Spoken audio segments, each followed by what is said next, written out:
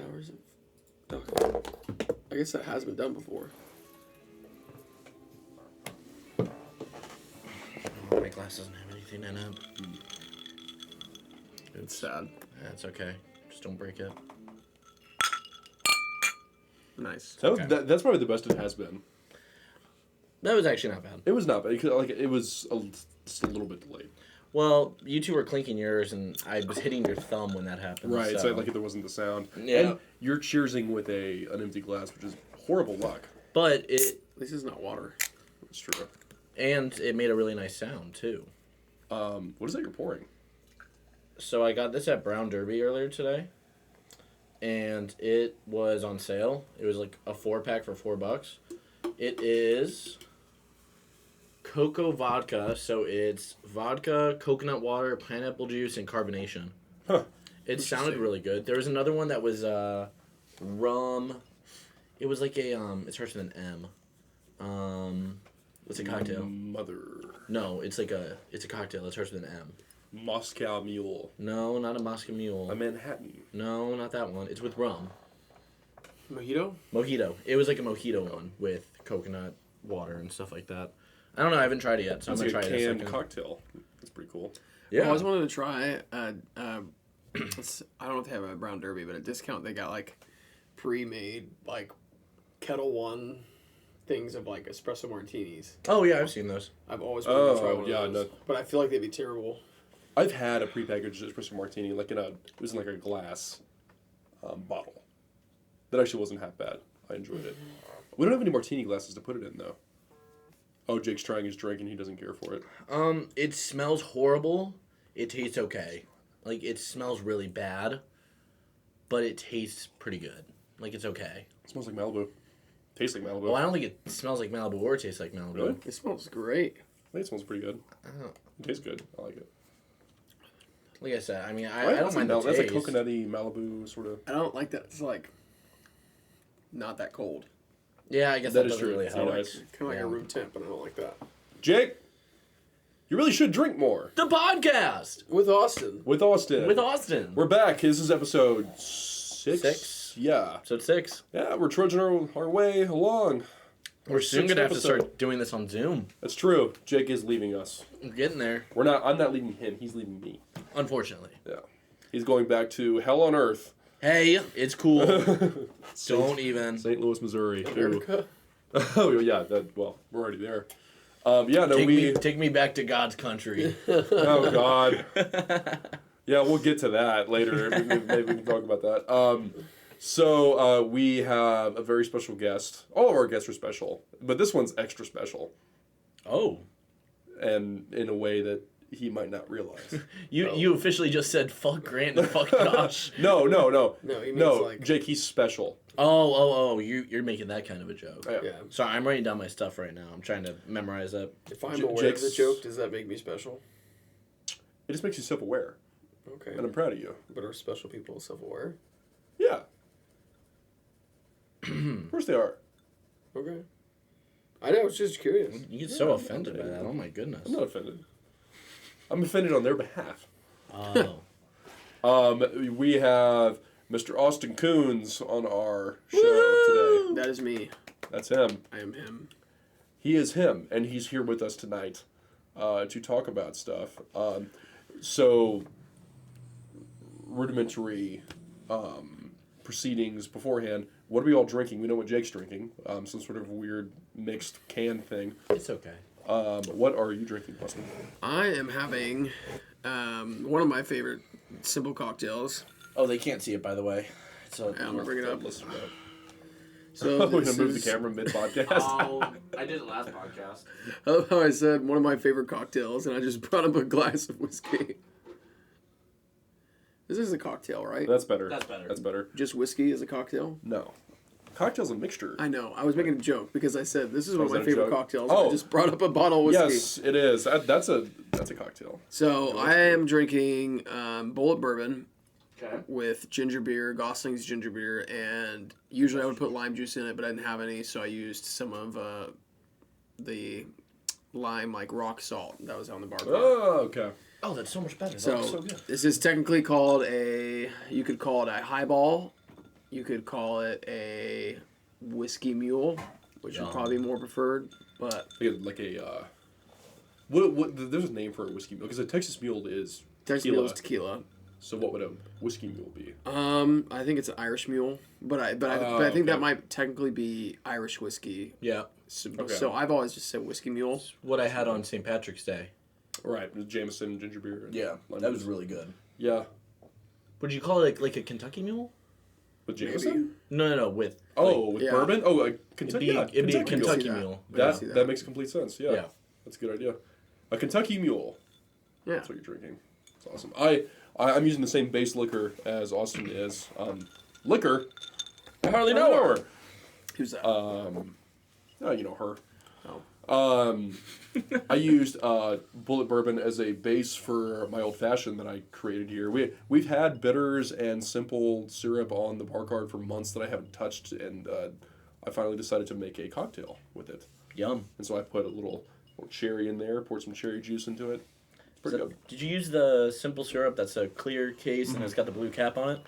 That's Did you one. use the Angostura bitters? I forgot to look at the label. Honestly, I saw the first bitter. You owe me bottle that I did. $2 then. Oh really? Those were both mine. No. You know what? And you know what? Because of tariffs, you owe me $4. That's not true. The bitters bottle. He and I got that. I'm messing. No, with you. this is not I'm true. messing with you. I'm sure that's a domestic bitter brand. I doubt that that's imported. I don't. You use so little. I don't care. There's a tariff on. Well, it's also not.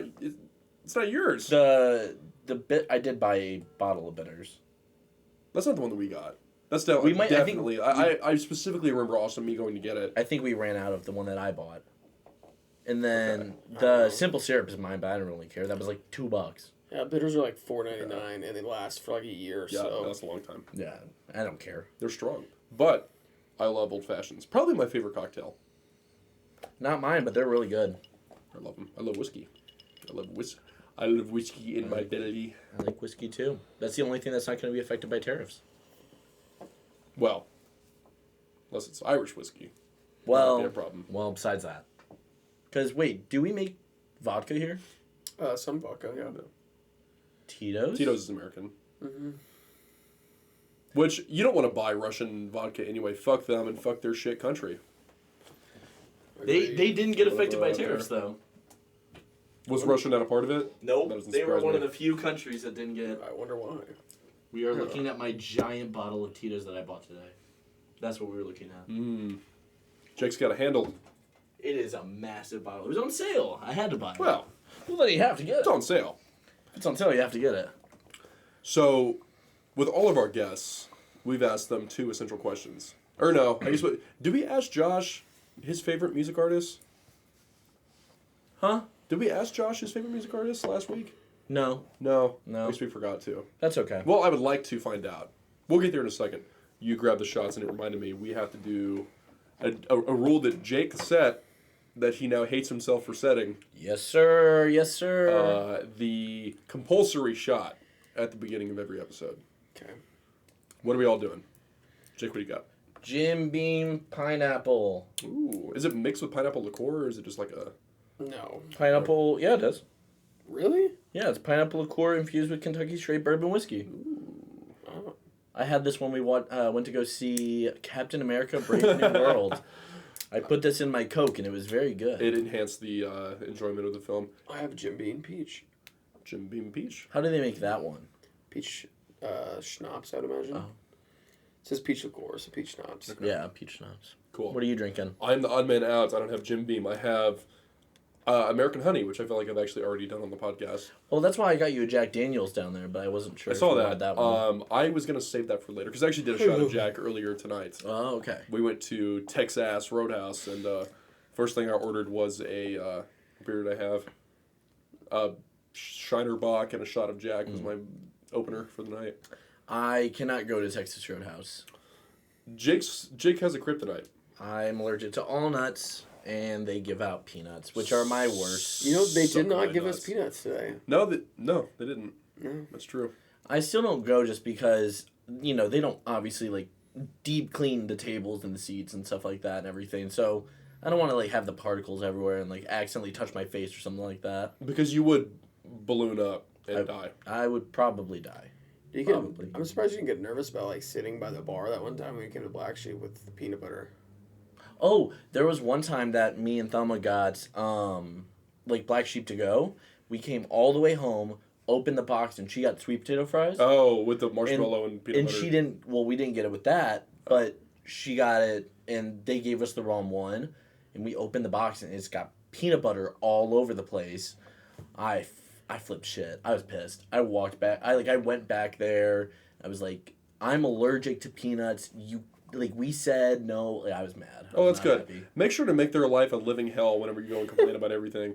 Make sure to be like, your whole fucking business is a sham. I'm gonna write a bad review on Google, and you're gonna get your ass chewed by the man. No, I just told them, like, please, like, next time don't do that because we said no, like, no peanut butter or anything. We had told them that. We were like, hey. And give me back the tip I gave that bartender. I did not say that. I did not say that. All right. I wonder if I was the bartender. No, you weren't. I would have said hi. When was this? Couple months. About 6-7 months ago. Okay. I was not working there.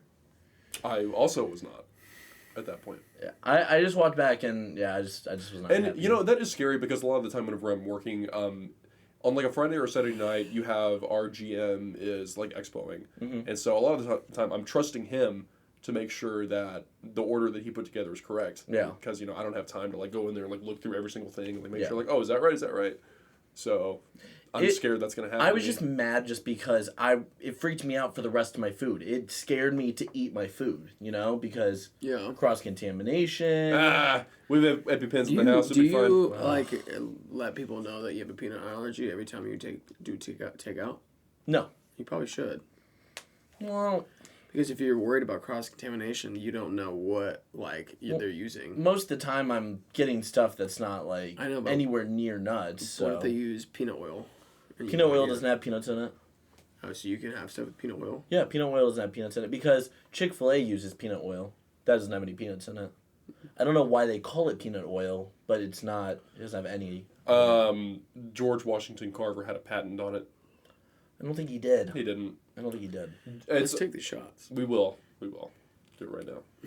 I was going to say, it's a tragedy. sorry. Jake is allergic to what he loves most. Nuts. I thought you were going to say money. No, he's not. He's not allergic to that. No, he hoards that shit. Cheers. The Tito's was on sale. Don't make fun of me. Cheers to Tito's. I'm gonna need a chaser.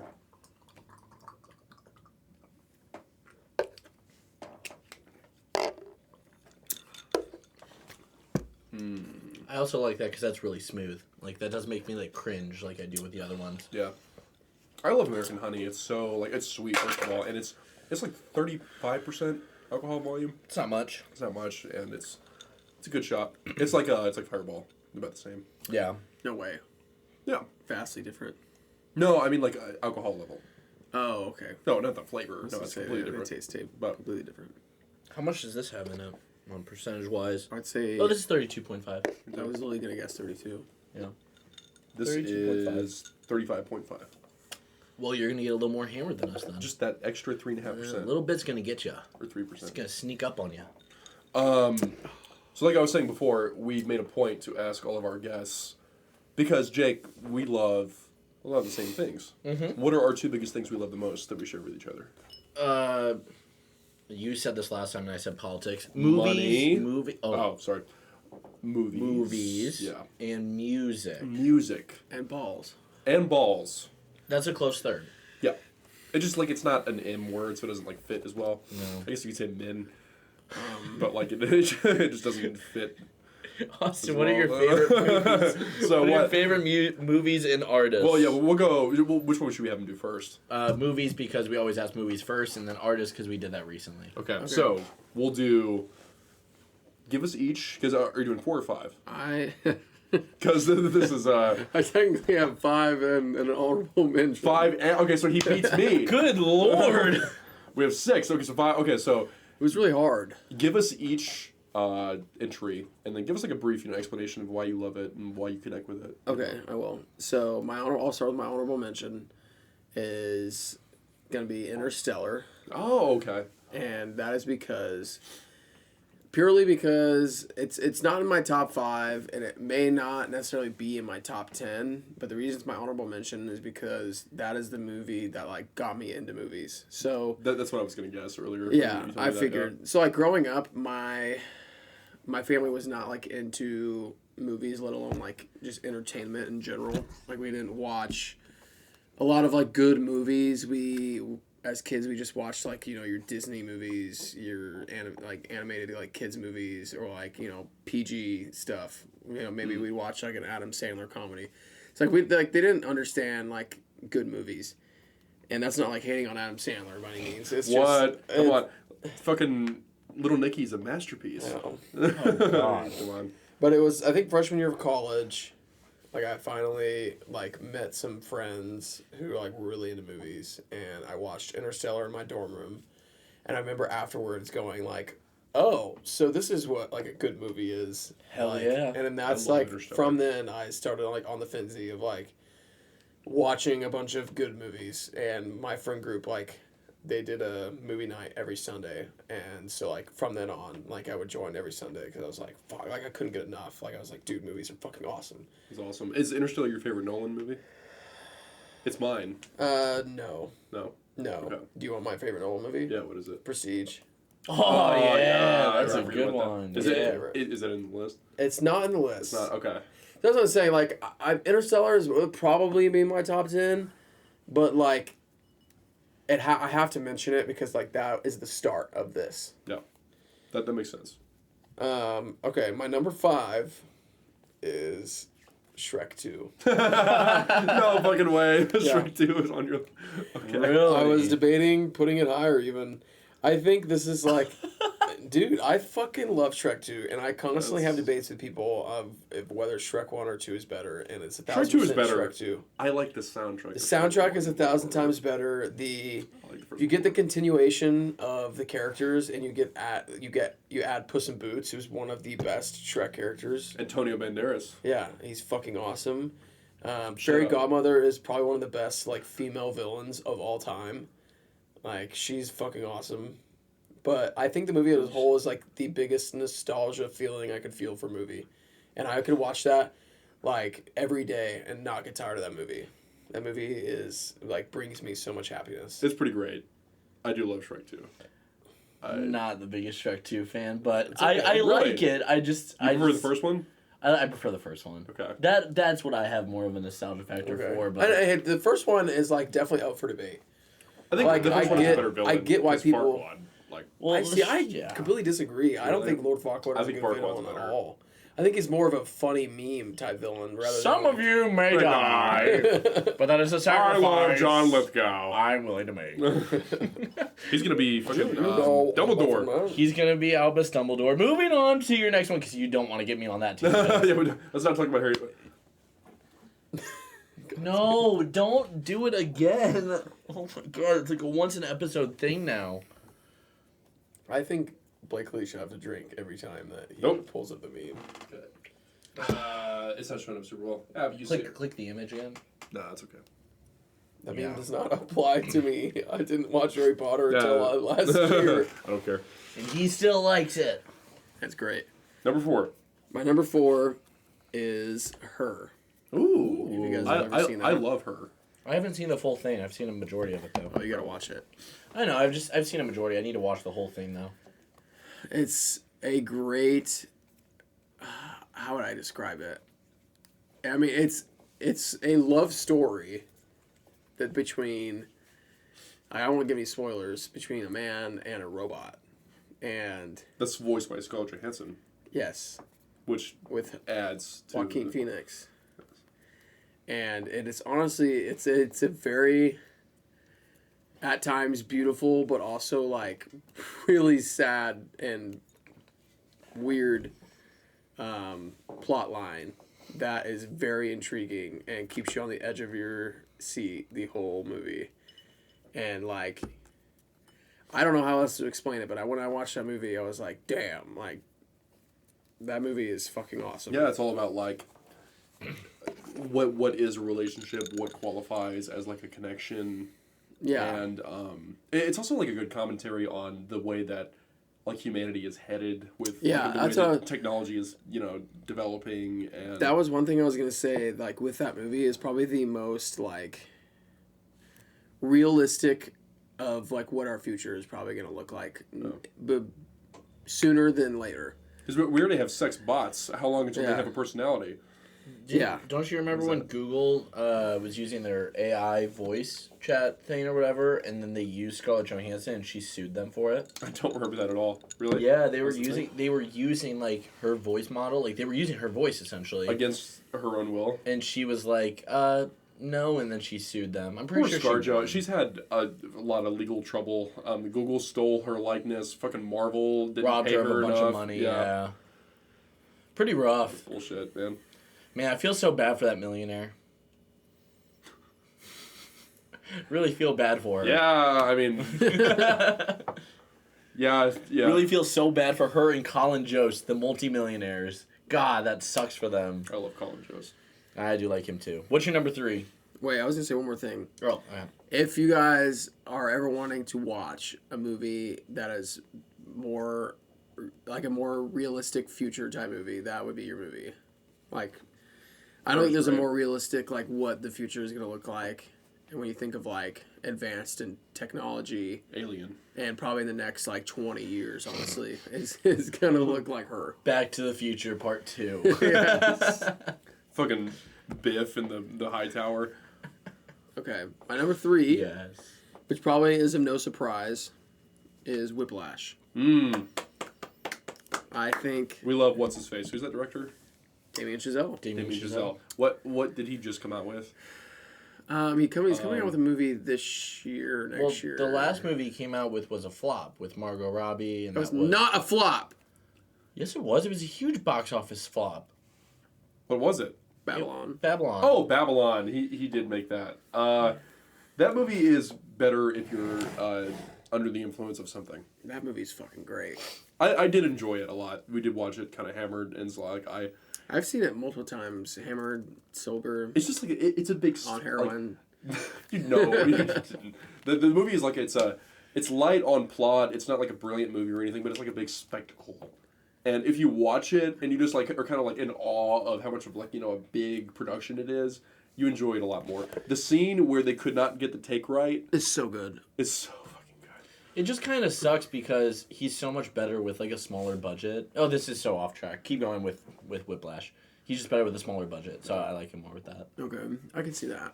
I think I am a drummer, and so This guy, I have This that. guy drums. drummer of Sutton and the Ghosts, right here.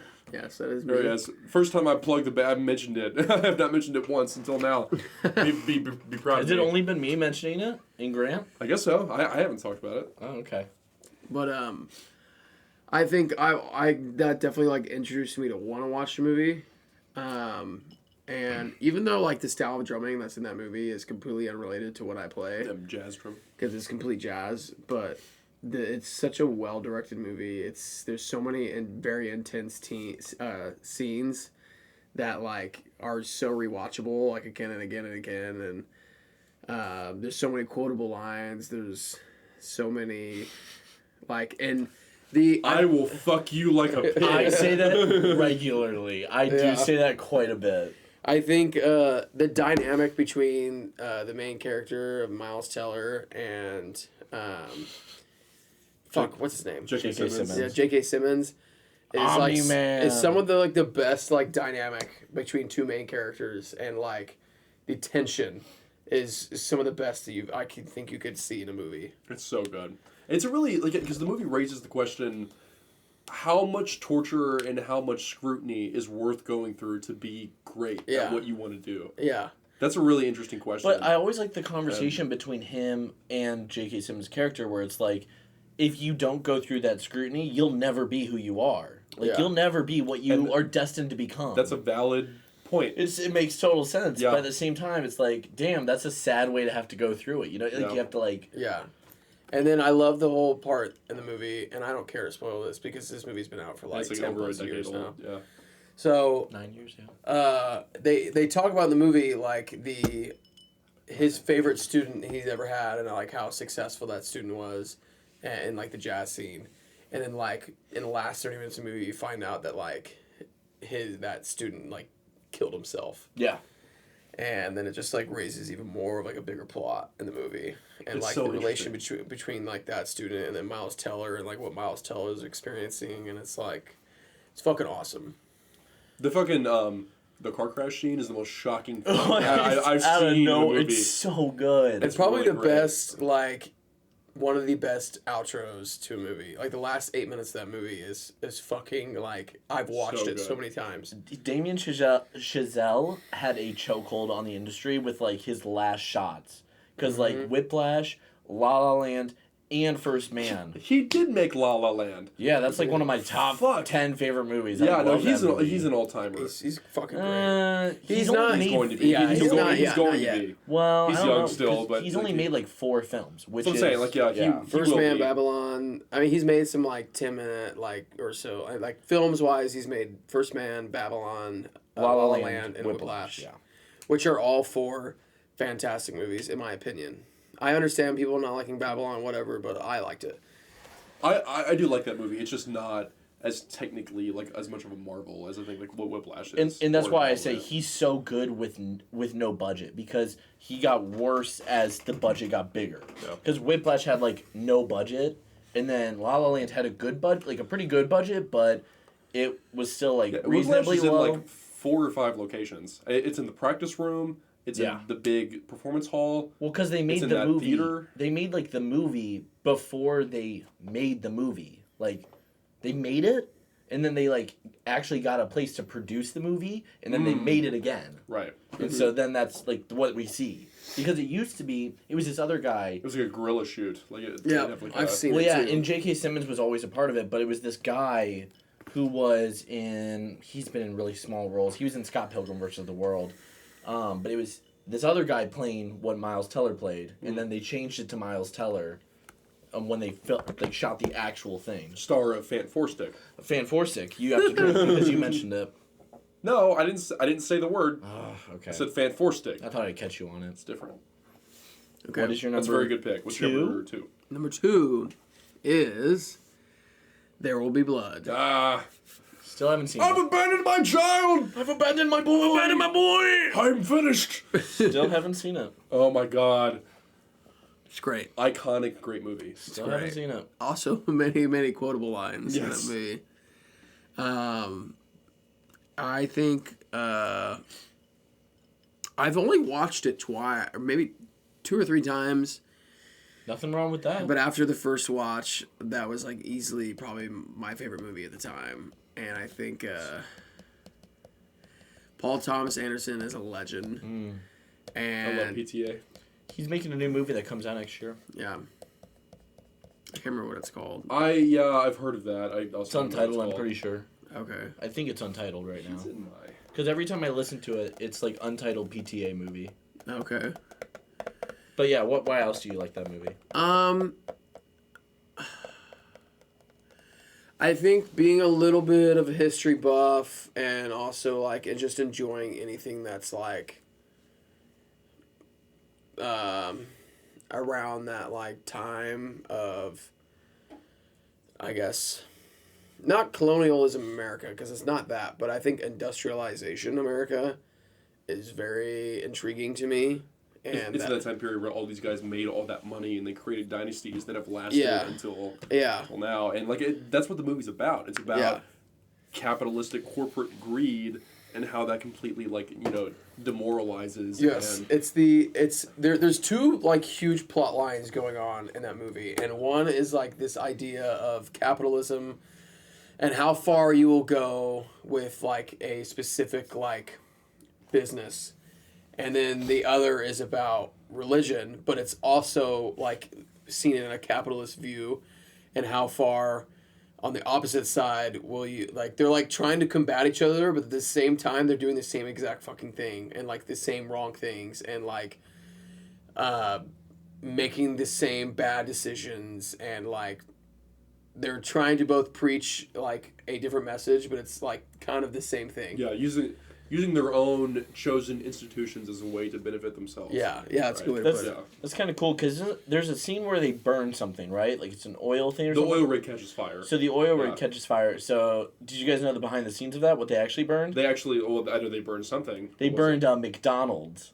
No So way. yes, they did. Really? So that's why it's funny that you guys are talking about I've never seen the movie, but it's kind of cool because you guys are talking about capitalism and they I didn't burned a know that. McDonald's. That's what they I did. didn't know that either. I didn't Yeah, know that's the only thing I know about that movie besides the I've abandoned my child. You've got to watch it. I know PTA It's- is really good. I H.R. love. Pickens. What was the movie? You did HR. I don't understand this reference. Who was your enemy? Exactly. You're weak, just like H.R. Pickens. What was the last movie that he did? Wasn't it? It was something pizza, something like that. Licorice Pizza. Yeah. I love that movie. It's weird plot, but that's a good movie. He makes the best like hangout loose Yes. plot movies. Well, I mean, There Will Be they're- Blood isn't necessarily like that, but you switch the gender roles and it's a little weird. It was the 70s. It's fine. It's fine. That's a good movie. I was working at the theater when that came out, and I Right. saw it like 10 times. I was like, this movie is so good. I love Licorice Pizza. Okay, what is your number one, sir? Favorite movie of all time? What is it? okay. Do you think either of you could guess it? I don't know. I don't think I could. I don't know. I can't even give you a guess. I've got lots of ideas, but I won't go through the list. Like, Okay. just tell us. My number one is Kill Bill. Yep, that was gonna that was gonna be in there. One or two. One or two. One or two. So that's actually my Whoa. opinion is I don't consider them 1 and 2. I consider them the all one. He's got the Tarantino so, thought. So does Quentin Tarantino. He considers it to be one movie. He's got so. the Tarantino thought. Yeah. I don't know process. if it's because when I watched those movies for the first time, I watched them back to back. That could be also part of Could my be. reasoning. Because I think I remember I randomly had nothing going on that day, and I think I was like the only person in my house at the time, and I was just like, "Fuck it, I'm gonna watch Kill Bill." Like my buddy Stu, like was a huge fan of it, and he's always was trying to get me to watch it, so I watched it, and I fucking loved the first part, and then I immediately watched the second one. So I kind of just considered it all one. Like I honestly forget that there's a part 1, part 2. So I definitely consider it just all one movie. It's the same plot line through the whole thing, so Yeah, it might as it's a- well it's- just it's a be big, in long one movie. continuous Yeah, movie. they've got the exact same vibe too. Like there's Yeah. no difference. They were filmed at the exact same time. My name is Buck, and I like to fuck. It's awesome. It's so His cool. shagwagon, he has the so fucking great. the God, I Buckmobile. love Quentin Tarantino. I know. So I think that's my favorite movie because there's honestly not a lot of solid like badass female led movies out there. But the Bride. But goddamn, if there is one, it's either Kill Bill or maybe The Descent. The Descent is a great. I've never seen it. The Descent, yeah, it's kind of like a not super popular movie. It's about like a group of girls who go cave diving and they find fucking weird cave monsters. Alien things. Yeah. and There's they- one they- called Ready or Not that's really good. That's My got- favorite is yeah. Ripley. I mean, easily. Oh, yeah, I mean, true. Like, it's no competition. Ready or Ripley- Not, watch that movie. That's a good movie too. Actually, I have not seen it. I've seen it like 10 times now. It's a good Halloween movie. Okay. They play hide and seek and they try to Yeah. kill her. If I had to pick, I would pick Volume 2 Volume 2? of Kill Bill. Do they call it Volume 2? Yeah, is what they Really? call it, right? I wasn't sure if it was just Kill Kill Bill, Bill Part 2. 1 and Kill Bill Volume 2. Oh. Okay. I started laughing because I thought you were mixing up Like Guardians of Guardians? the Galaxy. I swear to God, that's what they call it. I don't think it is. Is it not? I don't think it is either, but I mean, I might be wrong on that. While they're looking it up, here's a brief intermission from me. Yeah, Kill this Bill video- Volume 1, Volume 2. Okay, you're right. This podcast is sponsored by Lubriderm. It's not. Where's the video? Took it away. Oh, I took it away because I kept staring at myself when we were Yeah, recording. don't stare at yourself. Let's just, it's recording us. It is. It's there. Okay. Yeah, I just turned it like off. But yeah, no, there is one problem that I have with Kill Bill, and it's Bill's explanation of Superman in Volume 2 is completely wrong. He does like Superman is the real guy, and then Clark is the fake disguise. Not No, exactly. Clark is the real guy. Superman's the disguise. Well, that's not it either. It's somewhere in the middle. Well, I always like the notion that Clark is the real guy and Superman's the disguise because No, then Batman's the real guy and Well, Bruce is the disguise. it just- I like that. Cool. That's cool. It depends because like his like bumbling like I'm faking being like clumsy in the Daily Planet. That's a front. Yeah. Okay. That's But true. like whenever he's Superman, But it's still considered. I'm ultimate hero, optimism, But, like, altruism. That's Clark also at, like a like- thing he puts on. But like Kent, For- like Clark Kent at the Kent household, that is. Yeah, that's Clark. That's Clark. That's him. That's Yes. Superman. That's him. Big sidetrack. Sorry. Yeah, I had to point We that out. do this every time. I think I guess if I had to pick one or the other, I would maybe pick one. Pick one. Yeah. It's got the best like long form action scene I think I've ever seen in my life. I think the animated scene in the first one is fucking one of the best animated scenes I've ever seen in my life. I don't know of many movies that have a like it's all live action or whatever, and then there's like a 15 cut of an animated scene that's so badass. There's so many like I don't think a lot like okay, this might be an unpopular opinion, but I don't think a lot of movies would exist today if it wasn't for Kill Bill. I think that the entertainment industry was inspired by a lot of different notions of Kill Bill. I think Like the shadow, like like where she's like fighting the ninjas, and it's like the blue backdrop, but it's like her shadow fighting like all the other guys. Like, that's a I shot. think them walking in. There's a scene where like all the like one of the villains she has to kill like and all her bodyguards are walking in and it's doing the dun dun dun dun. Oh right, that song. Well, honestly, I think that. I don't think Kill Bill is the one that set that precedent. No, I think that Tarantino was paying tribute to Akira Kurosawa movies from the 70s and like old samurai he movies. was. So I mean, like Tarantino's famous for like Okay. he takes like old like film standards like that, and like he does it in his own style, but like you can tell obvious like inspirations were taken from old movies like that. So I think it's actually like old samurai movies like Seven Samurai and stuff But like that. I also That's agree. what. I also agree with Austin. At the same time, I agree with. Oh you yeah, on no, that. I'm not saying But that Kill Bill is like without merit. I'm I saying don't. that like Because I don't think that like inspired by those. movies like John Wick would be a thing really today. Kill Bill if is it wasn't very, for Kill Bill. like really fast paced like breakneck speed action scenes. Non-stop Yeah. action. Yeah. I think also the song Chill Bill is a whole like dedication to the movie Kill Bill, which a lot of people don't know. Like there's a part in Kill Bill where they do that whistle. Yeah. And that's why it's called the song is called Chill Bill. Yeah. Or the song Kill Bill by SZA, a great song as Yeah. well. And I think one other thing I was gonna say, but I also think that like it really paved a good like path for like movies can be awesome with female-led actresses. Like it is one of the most badass. If we're just talking the term, a badass action movie, and it's a female lead, and it's one of the most badass action movies, and like Right. just movies in a whole. And I think that the fact that it's a female lead and having an underrepresented like notion in Hollywood, and the fact that he made like such a fire movie with a female lead is awesome. Yeah, and like honestly, before that, there weren't a whole lot to pick from. Like badass, like woman-led action movies. Like there was Ripley in Alien, and then there's Adventures in Babysitting. Leia Organa, Leia Organa, who there's also Indiana Jones. Marion. Yeah, Marion. You could count Marion technically as one of them.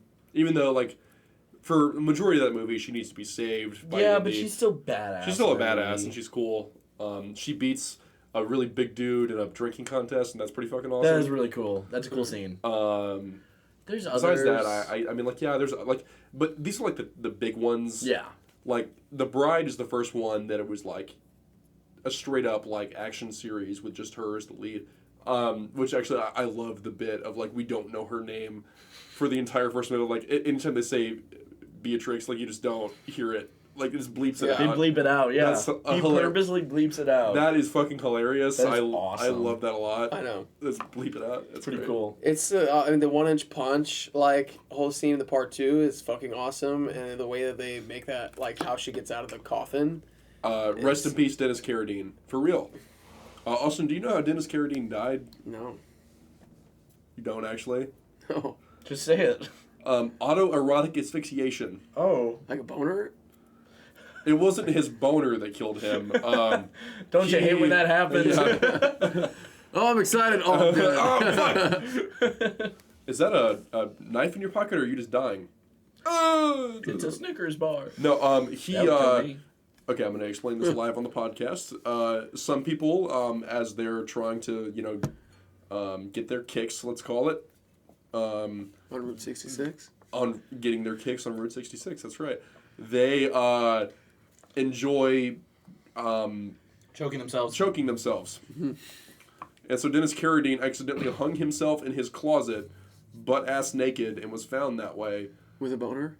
Probably with a boner. I'm sure his boner was dissipated by the time that he was found. But it does happen.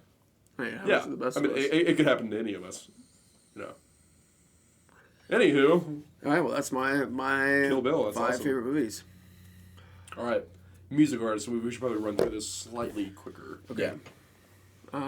So, are you doing 4 or 5? 5 honorable mention. 5 honorable mention. Okay. I'll breeze through it. Okay. You don't have to rush, but just My honorable mention is Yeah. Led Zeppelin. Oh, okay. Ooh, okay. I think That should have been in my honorable mentions. I forgot to mention them. There's too many, but There were so many I could have mentioned. Yeah. I just forgot. I think, and this is a hard list for me because I don't feel like I'm the type of person that has favorites, I guess, when it comes to music. Because I feel like I have such a vast genre of what I kind of like. It's more of I listen to something and I'm like, oh, I like that song. It doesn't necessarily mean that I like we'll listen to a bunch of the artists and stuff. There are some artists that I listen to a good chunk of their catalog. But I've never been just a diehard fan of one specific artist. I just kind of bounce around, and I just enjoy music in general. I think Led Zeppelin is one of the best rock bands of their time, and top 5 rock band. Yeah, I think that everyone talks about when they talk about the conversation of influence into even modern times, they think of Beatles or Rolling Stones or whatnot, and I think Led Zeppelin is constantly underrepresented in that category because I think there's so many modern. If you think of the most modern rock bands right Dirty now, Honey is more or less a Zeppelin tribute. yeah, and Greta Van Fleet. Like them. I think there's more rock bands that try to get the tone of Led Zeppelin than many others, and I think Robert Plant is one of the greatest rock vocalists of all time. Still sounds really good. Yeah. And I think, I don't know, I think a large part of their catalog is really fucking good, and they do a really good job of, not just making hits, but, changing their, not all songs sound the same. Going to California versus, Immigrant Song is completely different, vibes. And they're both amazing songs. And they're one of the only harder rock bands from the 70s that weren't afraid to incorporate stuff other than just guitar. They have mandolin and acoustic and stuff in their music that really that's why I love Zeppelin more than fucking Motley Crue or AC/DC. AC/DC. I do like AC/DC a lot, but Led Zeppelin is not afraid to put different flavors of stuff in their music. And I think that's what sets them apart from that same sort of era. So I love Zeppelin. Yeah. Yeah, that's all I say about that. I mean, I think their name speaks for themselves. No. My number 5 is 21 Pilots. Oh, really? Yes. I would not have does expected not that. really love 21 I don't, Pilots. but I don't think I've ever heard you play a 21 Pilots song. Probably because I know you hate them, and I respect you. I respect you enough to not play them I don't guitar. hate them. I'm just not a fan. I like 21 Pilots. Not all of their stuff, but some of it. I like a lot of their stuff. If there was one artist that I'd listen to a majority of their catalog, it is 21 Pilots. I think I got into them at a young age. I mean, only being 23 years old, it's hard to when I got into 21 Pilots when Blurry Face album came out, and I know that kind of is their big most popular album, but it's also I was 12, 13 years old when that came out, so I don't have the access to music that I do now, not even just technology wise, but also just being a 12 or 13 year old. I'm not thinking about, oh, I need to go scope all these artists out and all their songs. I'm just fucking a 13-year-old. So when that album came out, I really liked, the hit songs, and I think as I got older, I started listening to more of their catalog, and I had a lot of friends that liked them. My wrestling coach, actually, in high school, was a big 21 Pilots fan, and would play it all the time during wrestling practices. So now when I associate, 21 Pilots, it makes me associate, wrestling, which is my favorite sport and something that I love to do, and so, it brings me kind of, a good feeling.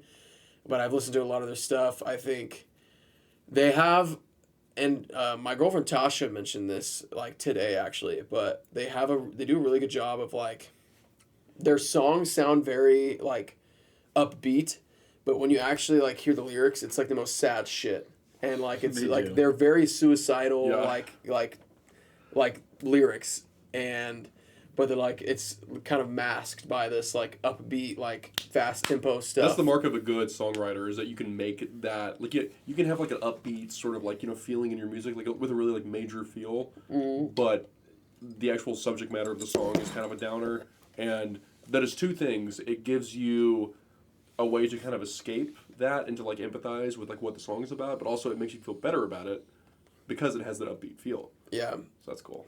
I think the drumming on a lot of their songs is fucking fantastic, and it's only 2 people. And Pretty impressive. Their songs are fucking very 22? There's not 21 of them?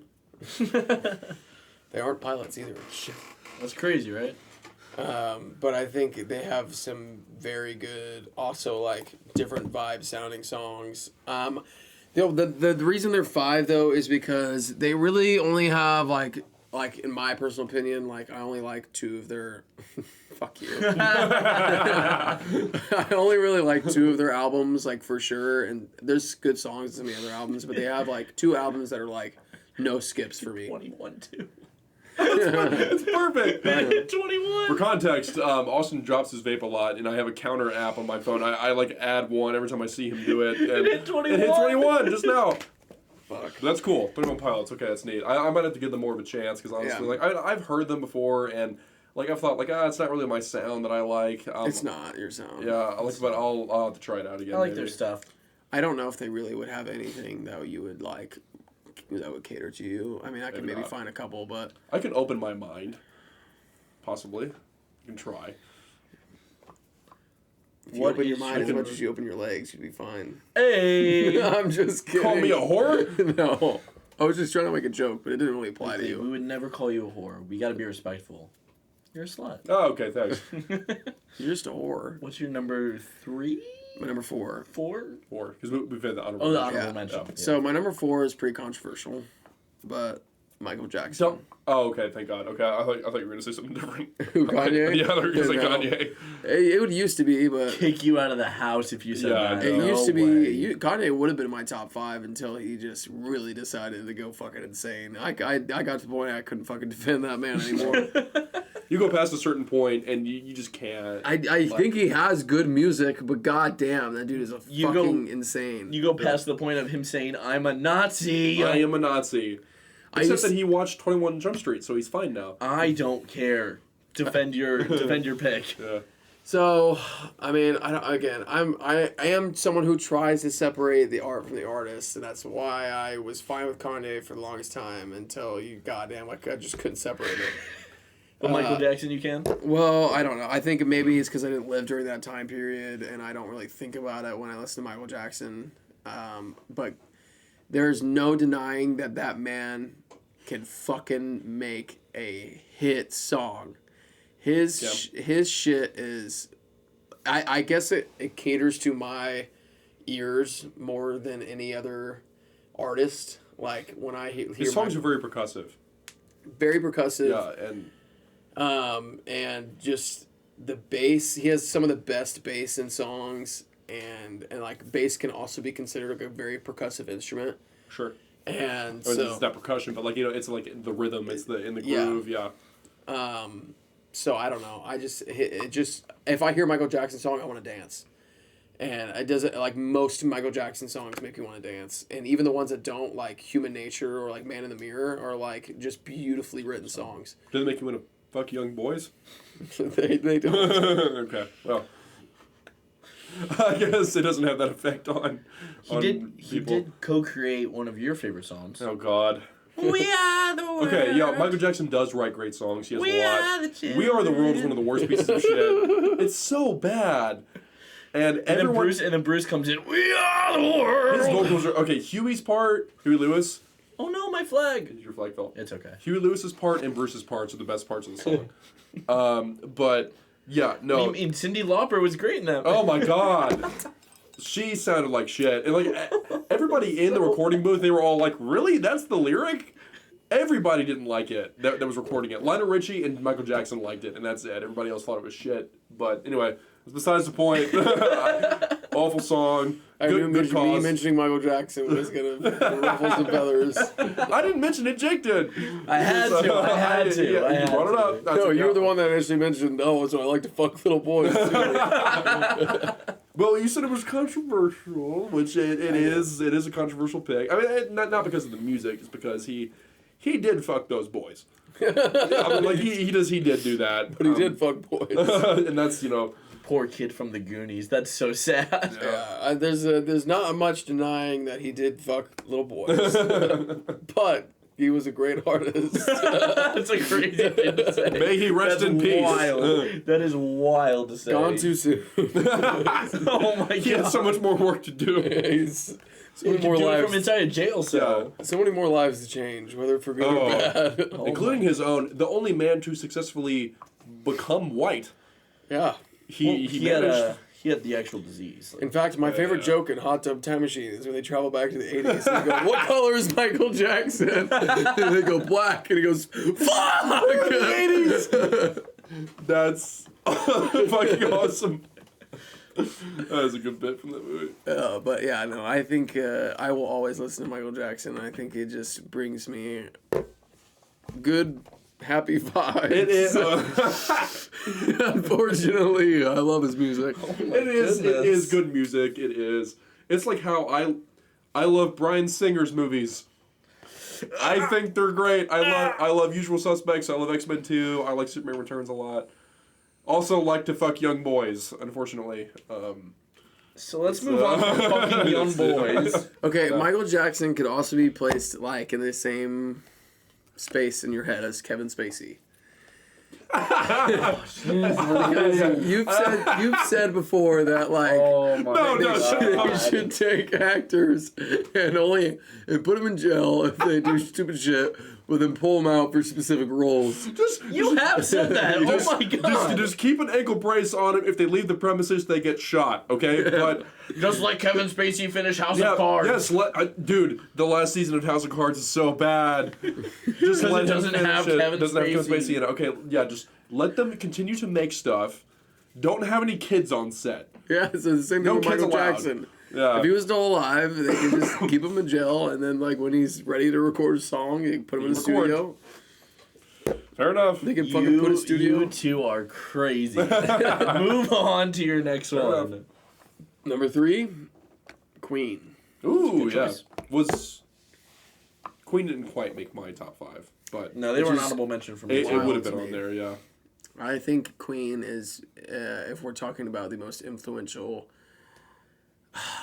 I guess I don't know influential, but like the most, if there is a band that is more transcendent to any time period, I would think it's going to be Queen. I think even in the modern age, like the amount of people that know Queen and listen to Queen is arguably more than the Beatles. That's probably an unpopular opinion, but I think more people recognize Queen songs than they would Beatles. I think if you took the catalog of Queen versus the Beatles have a bigger catalog, probably. I agree with that. But then name the top 5 Beatles songs, name the amount of Beatles songs that you think everyone would know, and then I'll name the Queen songs, and I guarantee. Here Comes the Sun. Yeah, Twist and Shout. yeah. They didn't write to his shout, but yes. I know, But yes. it's considered a Beatles Sure.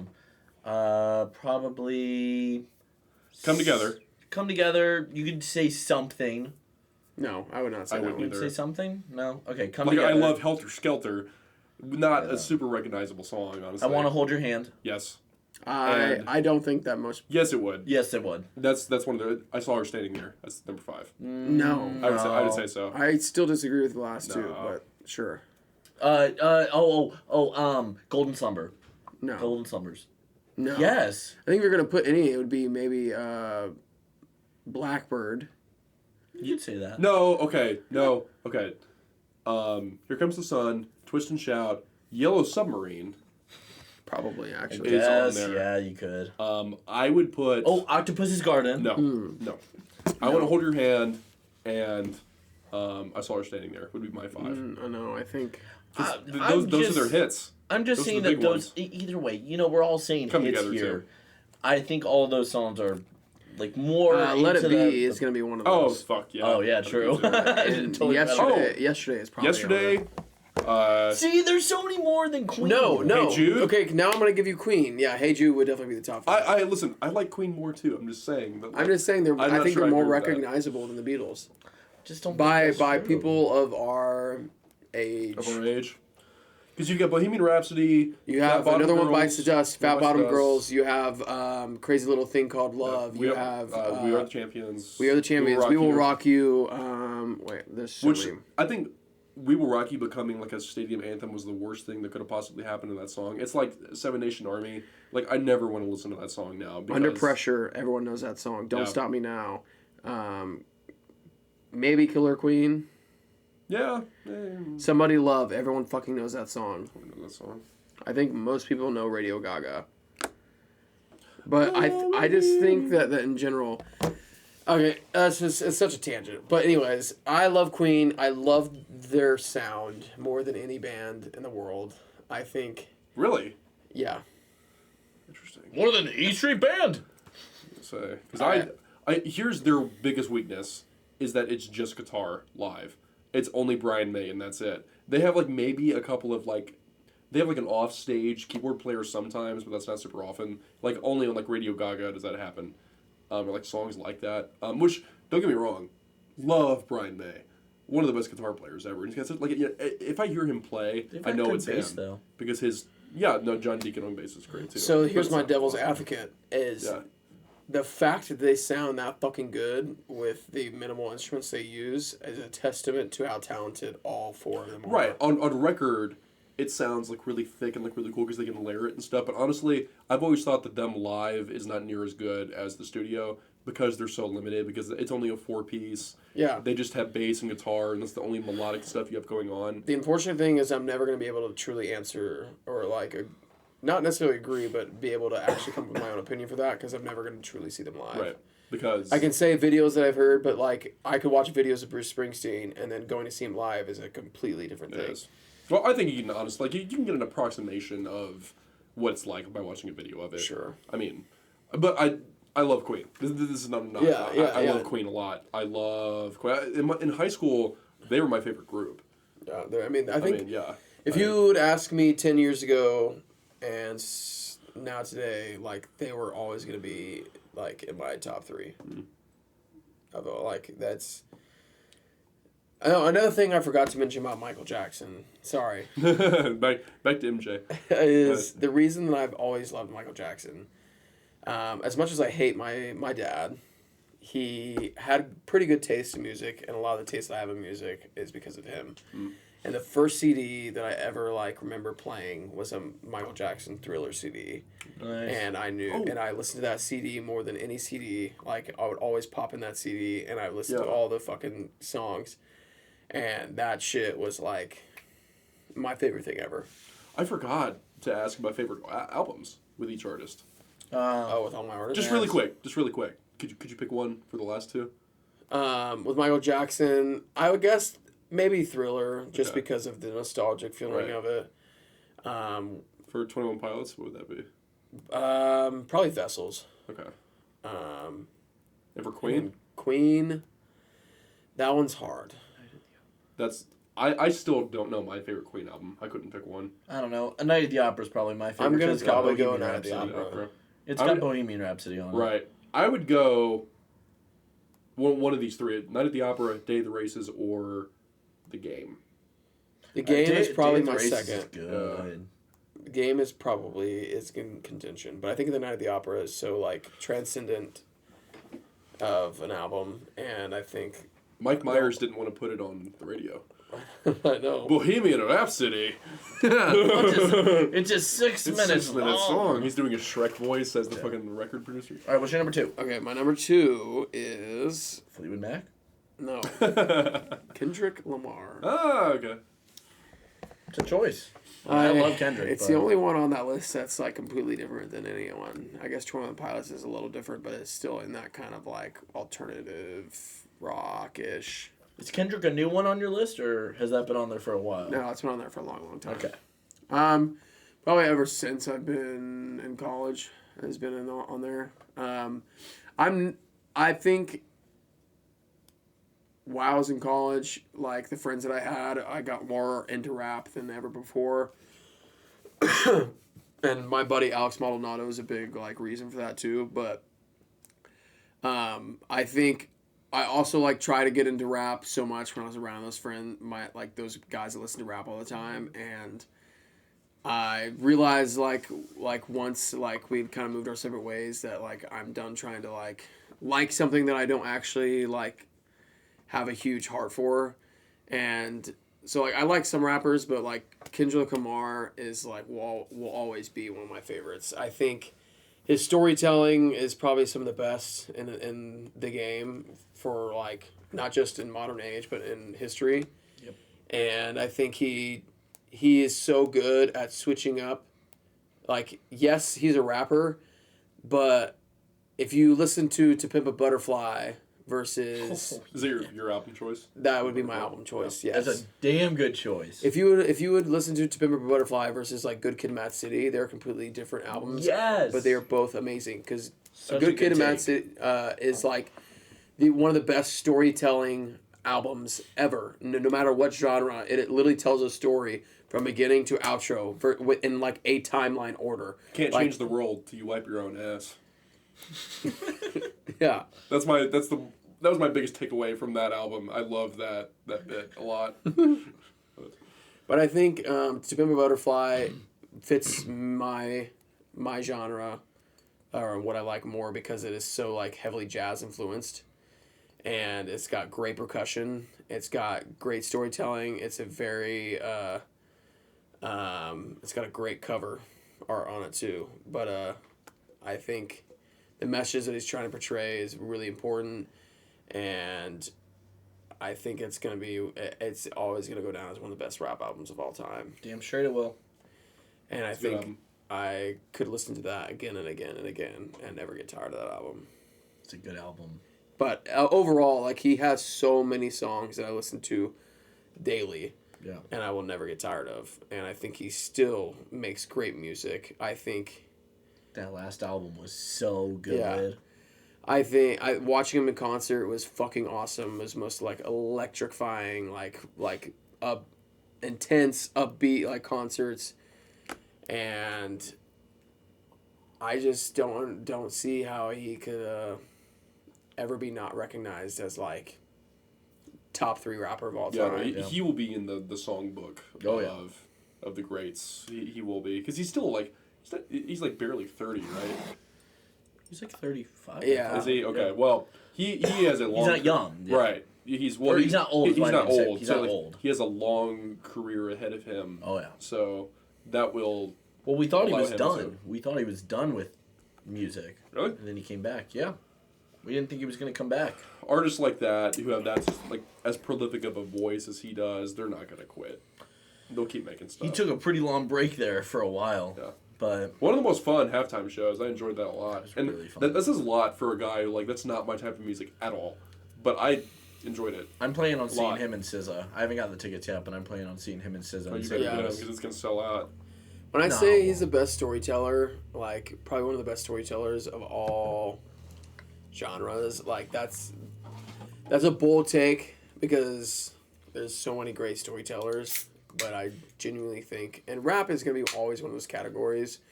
Well, I say always, but like I feel like we're moving into a genre of rap where it's just way more about the production than it is about what the fuck they're saying. But I think rap, like traditionally, was like a way to express a story in a very percussive and fast and fun way.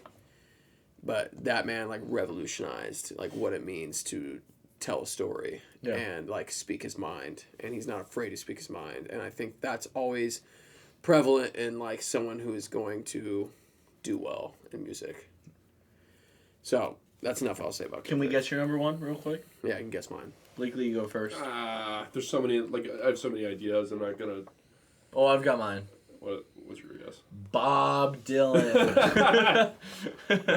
Maybe it would have been after or before. a Oh, weekend Christ. ago. No, I mean, listen. I love Bob Dylan no less after having gone to that show. They saw Bob Dylan in person. We did. And yes, he was never a very good performer / singer in the first place, and he especially isn't at 85 years old. I talked to when I was doing the God and Goddess like Greek Week thing last week. I talked to one of the staff members who like books the events because he was just talking with me because I was talking about Bob Dylan, and he was like, "What'd you think of the show?" And I told him what I thought, and he goes, "A lot of people hated it," and I was like, "Yeah, it was fucking awful." I just say to those people, I don't know what you expected. Clearly, they're not aware of Bob Dylan as an artist or what his live shows have been. That was very typical of Bob Dylan. That's shame. What a blame. Whenever he was younger, he could, like, he's never been, like, a conventionally great singer, but I think it works for what he does. Like a Rolling Stone is a great vocal performance, I think. I love his stuff. I love how prolific of a songwriter he is, but that's agree. I think he's the greatest, if not one of the greatest.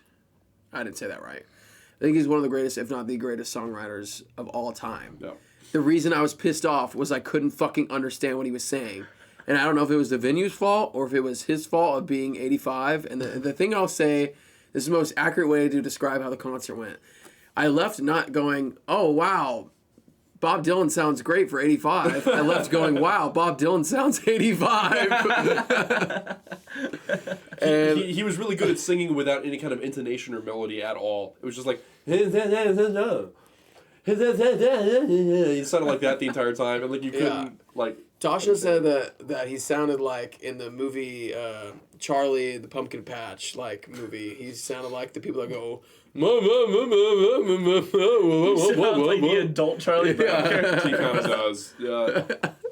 He has never put on a good show. So in his entire okay. life, except for Newport in '65, which was good because it was bad. Yeah. But well, that was not actually my actual guess. That my actual guess would be probably Bruce Springsteen. Okay, what would your guess be? Not Bruce.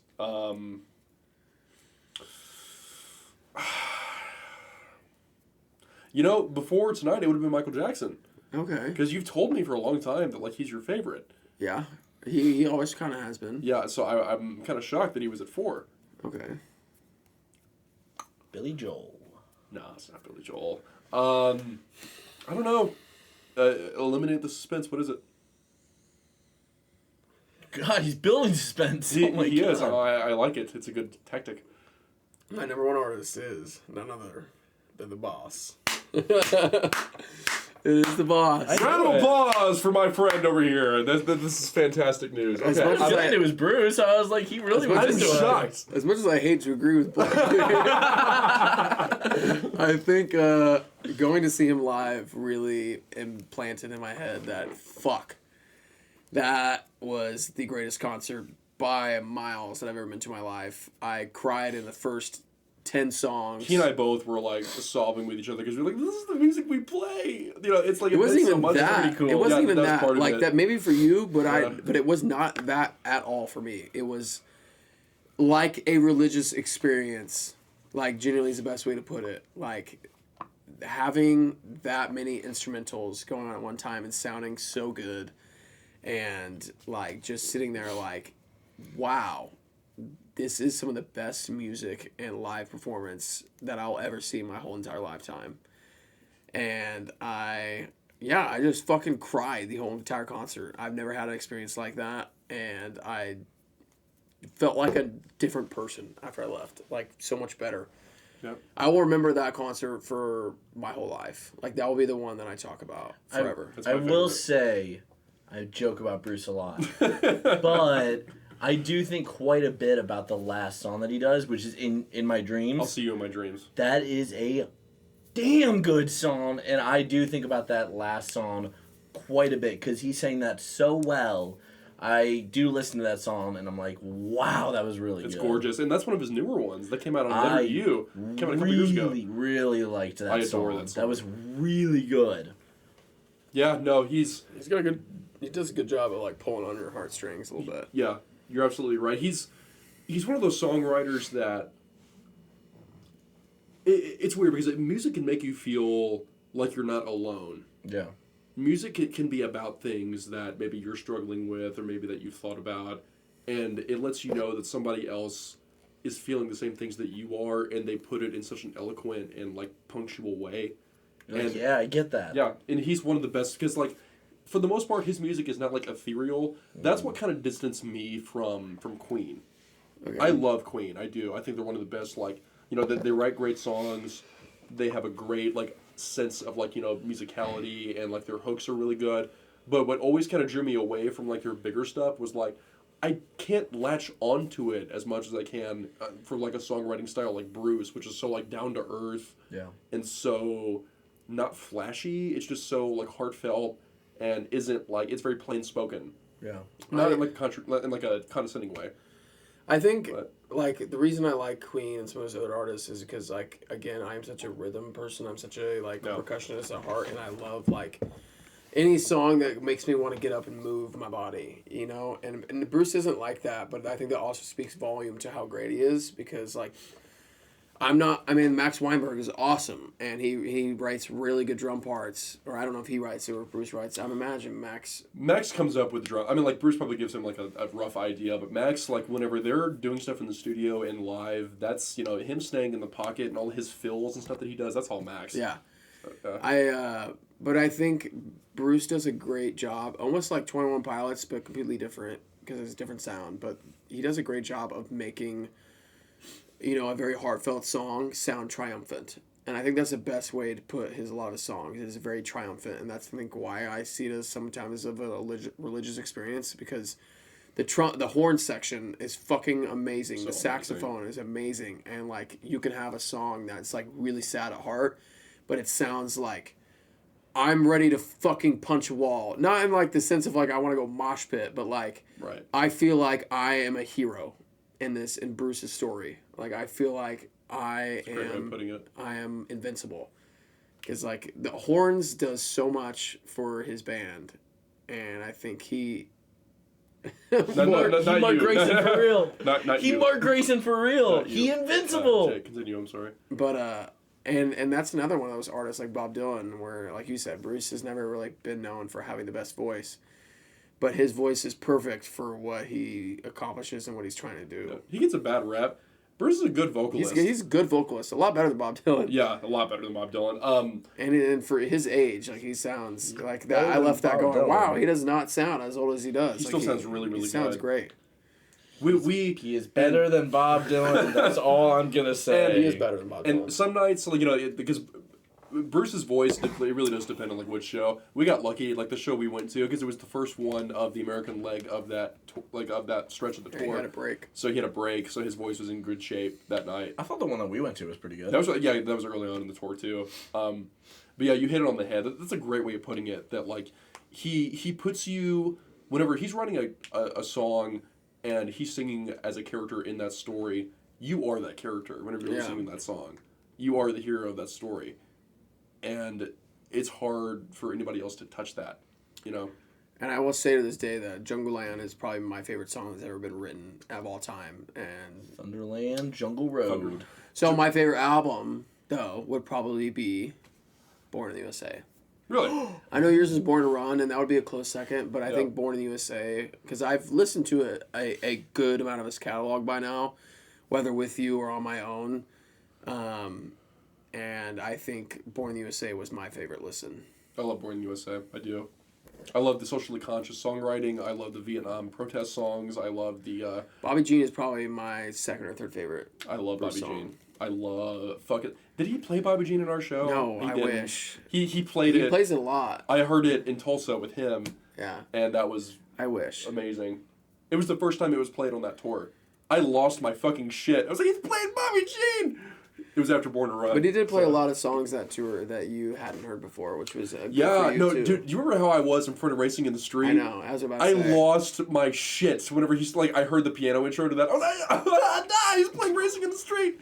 I literally freaked the fuck out. It's just 8 minutes of just musical bliss, and I just sat there and listened to it and didn't say a word. It was great. To show you how much I love Jungle Land, I would pay the amount of money that I spent on that concert alone just to hear Jungle Land live. And I'm not I'm not joking. I would pay twice over what we fucking paid just to hear that song. I haven't heard would it yet. pay what I paid typically when we went. I would do Which that was like again. $60 to go. I paid you like 90. Okay. Well, Yeah. I would pay that again to go Yeah. see Bruce. That was worth it. Yeah, I paid twice as much to see fucking Bob Dylan, bro. Fuck that shit. Plus, my Jameson and Cokes were great there. They have a heavy Amazing. pour in those places, yeah. They poured a whole cup of Jameson with a little splash of Coke and then some more Jameson in another cup, and it was amazing. That makes my heart extremely warm that you have chosen Bruce as your favorite. I think I obviously, like, you know, you come to your own conclusions and you listen to it yourself. It is it my makes own me opinion. right, but it makes me happy. Like, maybe I sort of had a hand in. You definitely. I mean, I would not have known or listened to the amount of catalog as Bruce if it wasn't for you, for sure. Yeah. Time but to get you on the Fleetwood Mac train. I love Fleetwood Mac. I like Fleetwood Mac. No, time to... Okay. All right. we both love Fleetwood Mac. Yeah, true. But I think having, like, I don't think I would have put him in my top 5 before I went to that concert. But after going to that concert, it was like, oh. Pretty cool. That's the thing. It's kind of like my experience with Interstellar, almost. Ooh, okay. Like, shit, okay, this is a live fucking, this is a story. show. This is a story. Okay. He's the best live performer of all time. Well, we No went doubt. through those. I think we need to get to our main thing. An hour and a half in, we're We're getting an to our hour main and a topic. half in. I'm so sorry. Hour and 50 No, minutes. do not. No, That was good. That was good. wonderful. I loved hearing that. But no, I'm not this is- complaining here. We Austin and I were grabbing dinner beforehand, and we were like, you know, we got to come up with an idea for what the main idea of the podcast is going to be, and so we came up with an idea, Jake. What did you come up with? Well, Before we do this, can I grab one of my ginger beers? Yes, to go. refill my Go do drink? Does anyone else need anything while I'm actually, we're going to take a quick break. I'll stay here and I'll chat with everyone. Do you want to do that, or Yeah. do you just want to pause it? No, it's a pain in my ass to pause Yeah, and just wanna everything. keep it okay. Well, Go get your thing I'm going to real make one quick. more drink, and then Austin's going to also do the same, and then we'll be back in just a second. Or we I'll can find do- something to distract people with. All right. Oh god. Oh god. You guys will love seeing this part on the podcast later. Oh my God. Okay. Well. What do you think I'm gonna do? You think I'm gonna like flash them or something? Yeah, it's kind of my first thought, but you know. Yeah, close that door. I'm not gonna flash everyone. I'm not doing that. Quite honestly, I could have paused it. I just didn't want to. Because yeah, it's straight up a pain in my ass when it comes to the video. So it's just me. This thing, this coconut vodka thing tastes like shit. Hi mom, hi dad. Oh, you know, something that I've been thinking about a lot. God, I feel like I'm on my Twitch stream right now. I just talk to myself the entire time while playing video games. I have been so into the new launching of the new theme park in Florida, and I know a lot of people are going to roll their eyes, and Blakely's probably going to roll his eyes right now when he listens to me talking about theme parks, because he thinks that I'm a horrible Disney adult and Harry Potter adult and everything like that. But man, it's so fun. And they're rolling out a new park called Epic Universe in May, and I'm really excited for that to open. And a lot of people are doing like pre-shows of it. Like they're like posting on YouTube. They're like, hey, look at this. There's like this food and these rides and this is so cool and all that stuff. And I'm trying to avoid it. And I know this is the most absolute boring part of the podcast right now, but I'm so sorry. These two need their drinks. They have to really drink more. And I'm trying really hard to avoid them, but it's all over my For You page and everything. Oh, you're back. I'm back. Oh, good, because this is getting really boring. I meant to grab ice though, so I actually have to go back down. God damn it, I was trying so hard to avoid boringness. I'm so sorry. No, it's okay. I just feel sorry for the people listening. You guys should follow my TikTok, I guess. I don't know. I don't know what else to talk about right now. Yeah, everyone should follow my TikTok. It's, well, wait, no, I'm not gonna say it. Wait, no, never mind. I take that back. Don't listen to me. Don't listen to me. Cut that part out, Jake. Cut that part out. Cut. I'm probably not gonna cut that out. Well, what are they talking about? But Yeah, we're going to get into the meat of the episode an hour and 20 minutes in, but that's okay. Anyone that's made it to this point, congratulations, and thank you for listening. We truly appreciate it. We are in the week of the Masters. We are in April, and it's the Masters this week, and I'm extremely excited. In 3 days, the Masters starts, and I'm so unbelievably hyped for it. This guy right here hates golf, but I love golf, so I'm very excited for the Masters, and I am going to be watching every single second of it. I just hate to watch it, but I don't mind playing it. Oh, okay. Because, yeah, we did go out that one time and we played. like playing if... I think it's a really, like, intriguing sport, like, the older I get, but... I've never liked watching it. I like watching. I didn't used to like watching it, but I love watching it now. I don't know why. Like what changed?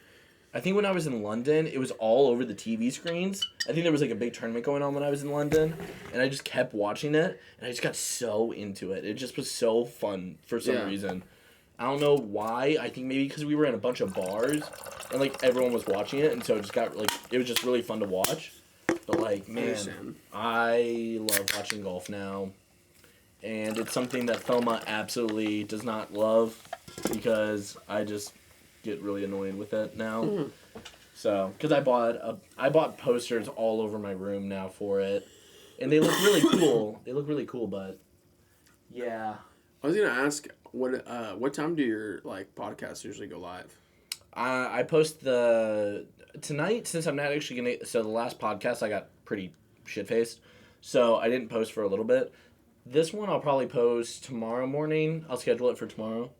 And then the video, I'll also probably just schedule for tomorrow. What, like, time in the morning? Because I have to drive from... How early do you need it on? I guess, like, would you want to post it tonight? I can schedule it. Oh, yeah, I can post it tonight. I don't care. I can post it right after this. Yeah, we should do that, because, like, I have to get up at 5:30 in the morning and drive to the lake. Yeah, I don't care. Tomorrow morning and then to KC, so I figured, like, this is a good way for me to, like... Kill some time, yeah. You can. Yeah, I can post it tonight. I don't really care. You're getting a behind-the-scenes look of the creative process of you really should drink more. I talked about... You really should drink more. You should. God damn it. The podcast. With Coon Dog. This is the Coon Dog episode. I talked about the Masters in Epic Universe. Dude, I want to go to Epic Universe so bad. Hey, we got another Epic Universe fan. What the hell is Epic Universe? It's the new theme park coming to Universal Studios. It's like for... If there was a term for Disney adults, because I'm not a Disney adult, but it would be for, like, actual adults.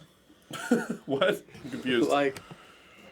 Okay. Adults with taste. What it is the next theme park for Universal Studios. Okay. It is technically 5, but it's 4 separate lands. It's Nintendo World, so it's Mario, Donkey Kong, Yoshi. The Mario universe looks so fucking badass. Does it? It's How to Train Your Dragon, so whole land around that. Okay. Harry Potter. And there's another land. Specifically the Ministry of Magic. That's the ride, but yes, the whole land is themed around Paris, France. Oh, really? Yeah, it's based off the Fantastic Beasts universe. Not the point. And then the 4th one is the Dark Universe, so it's based off their monsters, so like Dracula, Frankenstein, Werewolf, the Invisible Man, the The Mummy with Tom Cruise? No, they already have that in one of their other parks, but not the Tom Cruise version. They have the Brendan Fraser version. The worst one?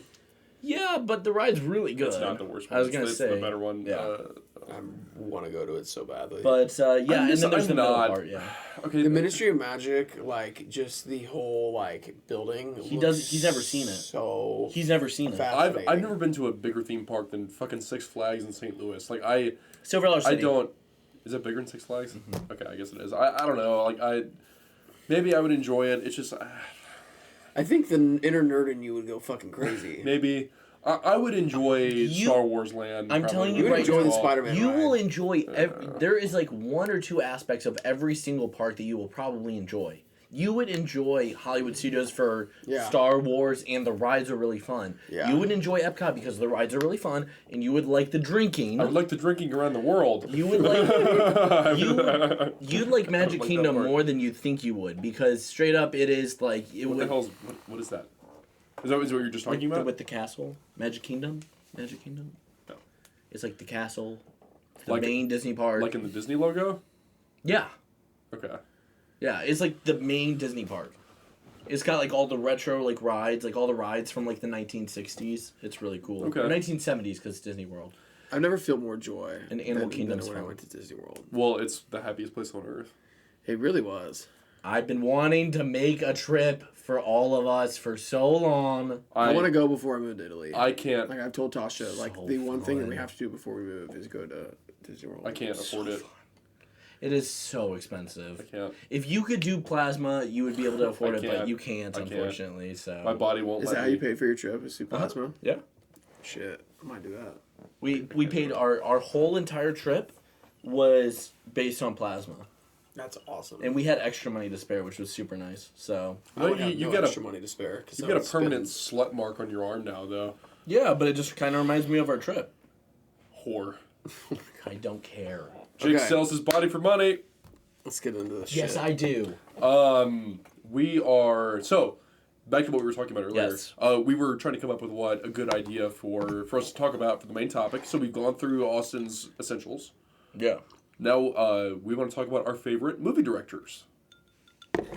Yeah. Yay! We figured it was a natural progression from what we have been talking about, and we thought it might be fun to talk about some people that made our favorite movies, their styles, their trademarks, their MOs that appeal to us. Yeah. So yeah, Who wants to start? I'll let Jake start. I always have to start these things. Yeah, I just kind of I go in a circle. Okay. I can start if you want. Yeah, can you start? I start. I gotta write my last Double one check down. my list here. 21. Okay, so number 5, I have a filmmaker that we were just talking about earlier, Paul Thomas Anderson, Oh. is my number 5. Good movies. I adore his style. He makes movies that some are like shorter, some are longer, but they're always movies that like take their time and movies that like are very like you're in the moment. You're very like you're coasting through it with your characters because a lot of them don't have the majority of them don't have like very straightforward plots. No. A lot of the movies are just like they're character-based movies where the characters are just going through a situation and you're watching them experience that and you're letting the actors breathe and give a really great performance. Yeah, true. Punch Drunk Love, There Will Be Blood, Licorice Pizza, The Master. The Master is so fucking good. Sometimes I feel like Paul Thomas Anderson made Dazed and Confused, and then I realized he didn't. It's very much in his style. Yeah, Yeah. him and is that Linklater? Yeah, Richard Yeah, Linklater, yeah, which is that's- also an amazing director. Right. They have a very similar like hangout movie sort of thing, except that Paul Thomas Anderson is less so because his movies are like each one has a point Yeah. Yeah. that you have to try and They're figure better. out. They're better movies. I think in my so. Opinion. Yeah.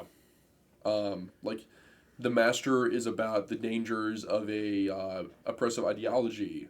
There Will Be Blood is about how bad capitalism can be. You know, like just like all of his movies have a thing that is the overarching, point of it. Yeah. And I'm very much looking forward to his next movie. I adore his Untitled stuff. movie. Untitled movie. Yeah. Untitled PTA movie. The only one, or no, not the only one, but like one of the few that I haven't seen is Magnolia, which I Never do need seen to it. watch. I haven't seen it either. I need to. I haven't seen it. Austin. Number 5 pick. So I have an honorable mention for this as well. Oh, well, shit. Well, can I say mine? Yeah. Christopher Nolan There you is go. my honor. No. Well, I'll do 2. Oh God. Christopher Nolan and James Gunn Okay. are my 2 honorable mentions. Okay. Okay. Who are your 2 honorable mentions and your number 5? I only have one honorable mention. Okay. Who's your my honorable honorable mention? mention is Todd Phillips. Oh. Who made- Really? Who made great movies like The Hangover Part 2 and Joker Foley a Doo-Doo. Okay, listen, if we're just going to announce every director's worst movies, then I'll do that for all of your guys as directors too. Name a So, bad movie PTA made. I was going to say, wait a second. okay. Todd Phillips made the Joker movies, but more specifically, I'm talking about the original Joker movie. And I love Hangover 1, 2, and 3. I do. I think they're all great. Please look. He also made War Dogs. I haven't movie. seen War Dogs. That's a good movie. War Dogs is awesome. good. Due Date, Old School, Due Date is okay. Starsky and Hutch, I haven't seen that. made Road Trip. Yeah, he's more of like known for like I guess 2000s comedy movies, and he's made some of the better ones for sure. I think Hangover trilogy is probably the best comedy trilogy of all time. What's its competition? Like, what are comedy trilogies? Jackass. That's not a trilogy. Back to the Future? Yeah. Kind of, sort of. I wouldn't consider it like a comedy trilogy. I think it's like an adventure comedy series. The Dark Knight. It's not. The The Naked Gun movies. Naked Gun 1, The Naked Gun 22 and a half, and the Naked Gun 33 and 1/3. I haven't seen them. So Austin Powers. Austin Powers, yeah. I know. I would still say Hangover. Hot Fuzz, At World's End, that trilogy. That's true, yeah. Shaun of the Dead, that's the trilogy. But no, I think The Hangover is gonna always be one of the best comedy movies for me of all time. I love the first one, yeah. The first one's great. I think the second and third are. I think the first one is the best. I think the second one is also great. The third one definitely kind of drags off from there, but it's still got really funny aspects to it. Old School is one of my favorite comedy movies of all time. Old School is really good. I like that movie. And I think the first Joker movie is, like, I think the fact that he can make a movie that serious and dark after only making pretty much comedy movies, like, speaks volume to the dynamic and diversive complex of a director. And I'm excited to see what he makes in the future. Because although Joker 2 was like kind of a flop, there are many people that liked it and a lot of people that didn't, and it was a very controversial liked movie. Did you watch it? Yeah, I watched it when it came out in theaters. Okay. Yeah, I went and saw it. It was a movie that felt like it was made by a guy who resented the fan base of his first movie. Yeah. Because the first Joker is kind of interesting because I also like the first Joker a lot. I think it's really good. But it had this weird movement of like it was going to empower incels or something to like, do shit. It was like a weird controversy around it. So I think Todd Phillips kind of internalized that a lot, and he made his second movie as like a kiss off to like, fuck you, you weirdos who took my movie and made it into something that it wasn't. Yeah, I don't know what he was thinking. That's why he's my honorable mention.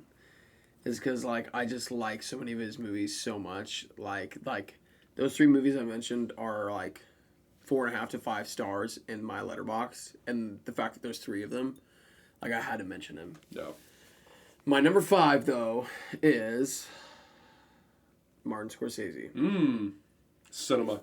The cinema guy. He is great. We love Scorsese. We do. Not much to say about him because he is just that guy. He's just that guy. He's just that guy. Have you seen Killers of the Flower Moon? I have. Oh my god. I'm surprised you finished it. It's that long. It's fucking long, but I mean, it is a devastating movie. One of the best endings of last year. I feel like I'm not allowed to even put him on my list because so many of his like classics I haven't seen, and they're like, so I have never seen Goodfellas. You haven't seen Goodfellas? No. That's crazy. Oh my god. I've never seen Taxi Driver. Oh well, okay. Well, I'll say this: if you watch Taxi Driver, you will appreciate Joker 1 less. Okay. Because Joker 1 is just Taxi Driver with a Joker skin over it. I mean, like it's the same movie effectively. I've never seen The Irishman. I've never seen Casino. I've never seen Raging Bull. I've never seen The King of Comedy, and I've never seen After Hours. Have you seen Gangs of New York? I have. Okay. That was one of my favorite movies I've ever watched. Damn good movie. So my favorite Scorsese movies, Wolf of Wall Street is great. Shutter Island is fucking fantastic. Yeah. The Departed is one of my favorite No, Austin. The Departed. The Departed. is one of my favorite like quotable movies. And Gangs of New York is probably my favorite Scorsese movie. And then one that doesn't really get mentioned a lot, but The Aviator. The By Aviator's Martin great. Scorsese It's a good movie. is fucking awesome too. So like those are all movies that are like 4.5 to 5 stars for me. Scorsese is this goes without mention, like he is one of the best directors, if not the best director of all time. and he's made some really good classic movies that people will watch for my whole lifetime for sure. You have got to watch Goodfellas. I know. That's I his. know. That's his best movie. There's so many movies of his that I It still is. need to watch, and that just shows like how I think I could argue that he's made, with the amount of movies he's made like the most like good movies out of any director. Like the amount that he's made and how many are fucking like at least 4-star movies. He works a lot. He puts out a lot of stuff. I mean, Yeah. very consistently. Yeah. What was that movie he made with Liam Neeson and Andrew Garfield? Oh, 47 Ronin? No. No. No, wait, hold on, no, stop. I'm This close. is not the ninja movie. I'm It's actually closer than you It's think. about like missionaries. I forget the name of it. Also, The Color of Money is a great movie. I haven't seen that actually. It's something like Ronin. Liam Neeson. He also made a Bob Dylan movie, No Direction Home. He did? Yeah, The A-Team. it was made in 2005. I have to watch that. But yeah, no, he's kind of like one of my favorite directors who shall remain nameless for the time being. He also directed the music video for Michael Jackson's Bad, You're shitting me. Silence. which is That's it. one of my favorite music videos of all time. That's cool. Mike, he was bad. Okay, so I have 2 honorable mentions. I'll go by them fast. John Carpenter Great one. directed my favorite film of all time. That's interesting. The Thing. Yeah. He's also done, it's like, it's a movie where a guy, he puts on these glasses and he sees the world as it really is. And it's really cool. Oh, it's really cool. What's it called? Free Guy? No, it's called They Live. A lot of free guy. No, it's called They Live. It's not like that at all. Oh yeah. Like okay. the world is Sorry. like there's like aliens and stuff, and it's really really good, and it's that's a great movie. He also made Halloween. He did make Halloween, which I've told Blakely It's I my don't favorite. don't love Halloween very much, but I do love The Thing so much that John Carpenter is on my list. I think he's a better music composer than he is a director. So my other honorable mention is David Fincher. Yes. Okay. The Social Network. Seven. Seven. Yeah. God, what else has David Fincher done? The Killer, which he just came out Gone with. Girl. I actually Gone haven't Girl. seen that. Gone Girl. That's a great movie. Curious Case of Benjamin Button. Yes. Zodiac. Curious Case of Zodiac. Benjamin Girl Button. with Dragon Tattoo. Benjamin Button's okay. That's not a great film. I but like I Benjamin like it. Button. I'm not like it's okay. It's fine. The Girl with Dragon Tattoo is awesome too. Zodiac is great. But he's done so many things that I love. The Mindhunter TV show. Yes, he did. Great. I actually really like Yeah. that. I like that show quite a bit. So David Fincher, he's done great stuff. My number 5, I'm probably mispronouncing this, is Hayao Miyazaki. Okay.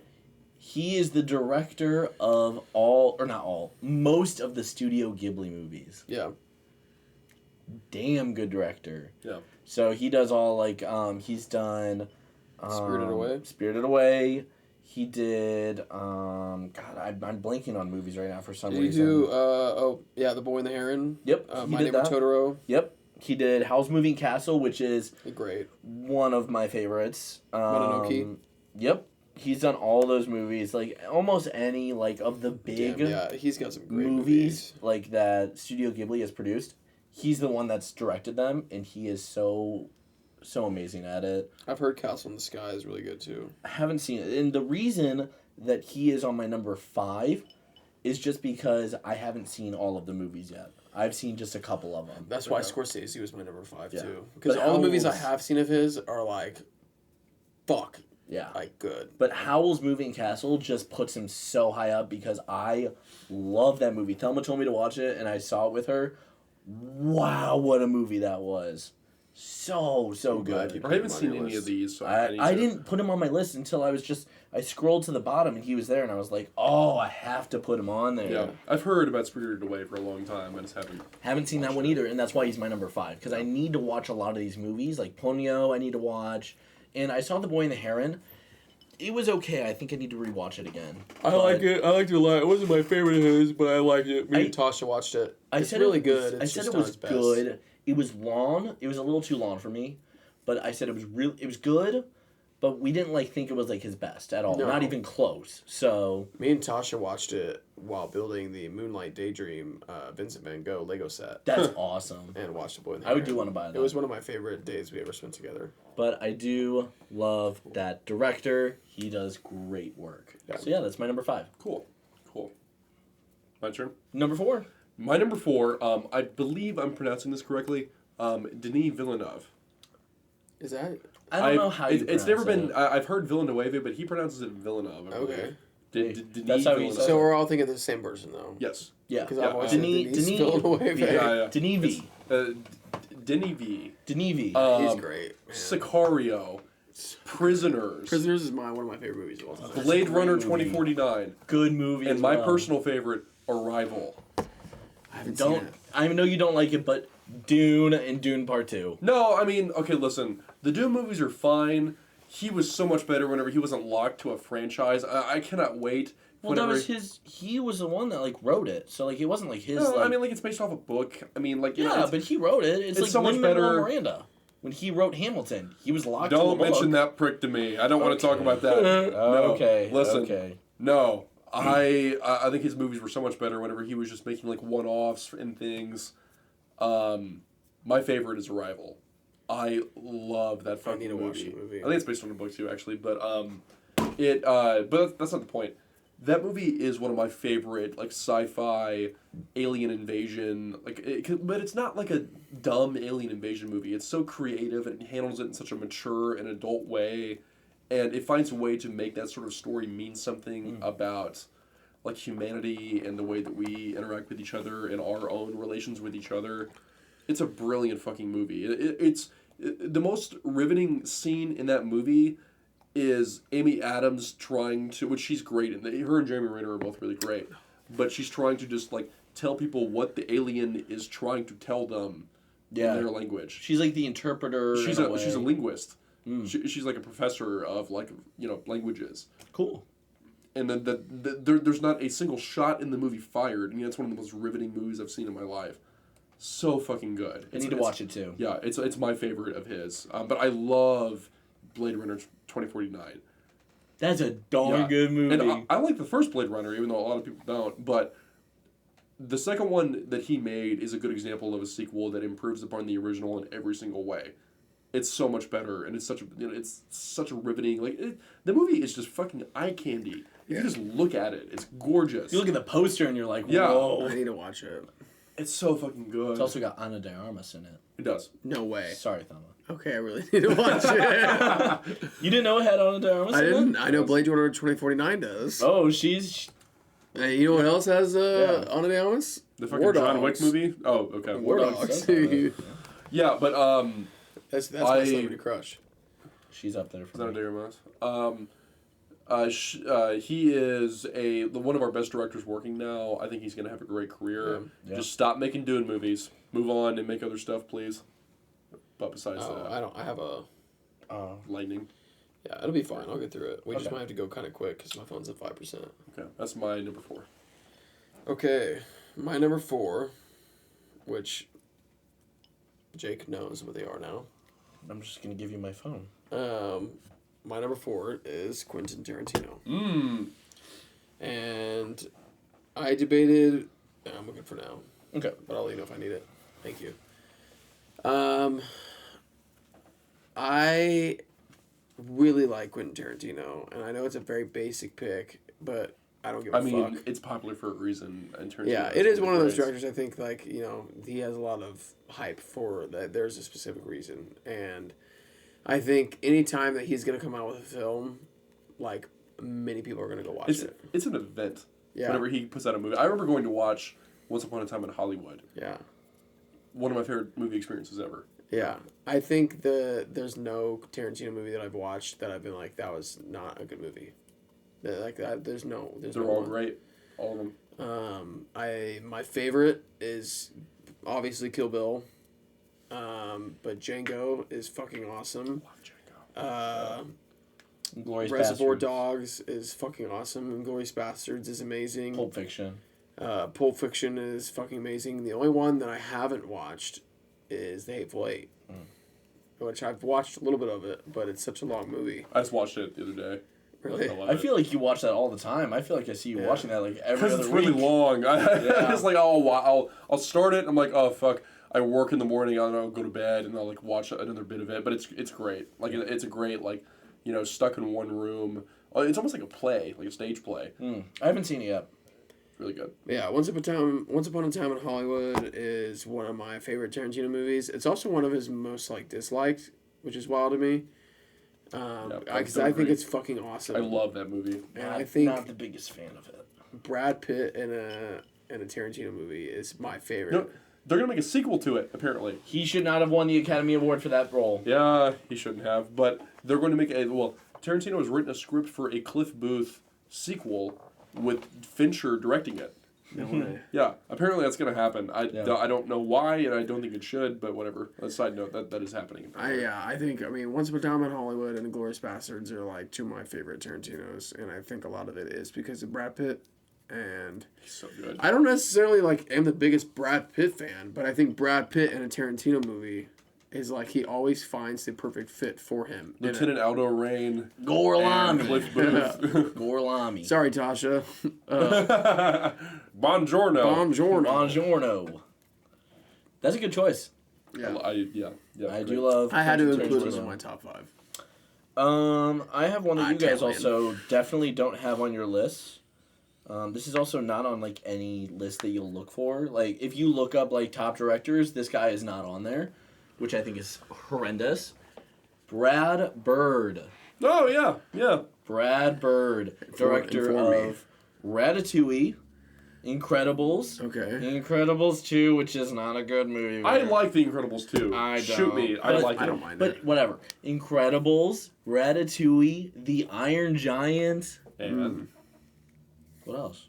Mission Impossible 4 Oh, Ghost yeah, Protocol. yeah. I saw that on the thing, too, yeah. Yep. And I love that Mission Impossible movie. I love all 4 of those movies, and I could praise The Incredibles and Ratatouille all day long. I love those movies. Those are, like, top 3 Pixar movies. Ratatouille makes me really hungry every time I watch it. You have to watch it while you're eating. Yeah. But I love The Incredibles so much. I've watched like 6-hour long video essays on why The Incredibles is like the best movie ever. Really? Yeah, because there's people that will put those out. The first Incredibles is That's the one I'm amazing. talking about. Yeah. And like the difference between how good the first one is and the difference between how bad the second one is. I like the second one. I think it's good.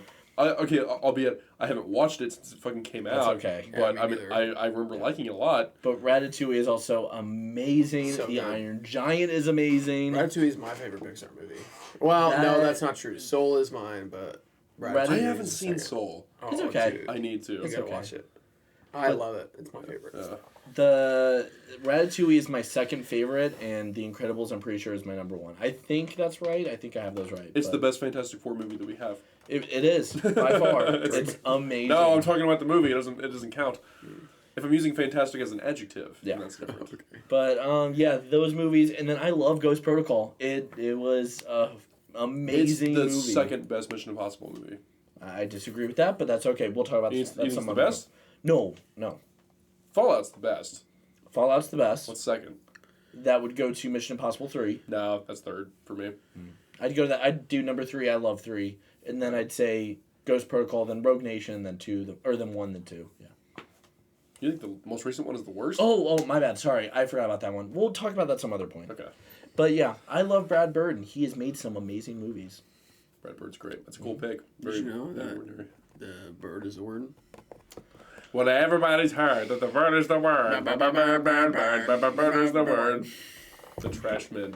Who is your number 3? My number 3 pick, I don't know if this is cheating. The Coen Brothers, No, that's not cheating. okay, is my number 3 pick. Good movies. Fargo, Pick.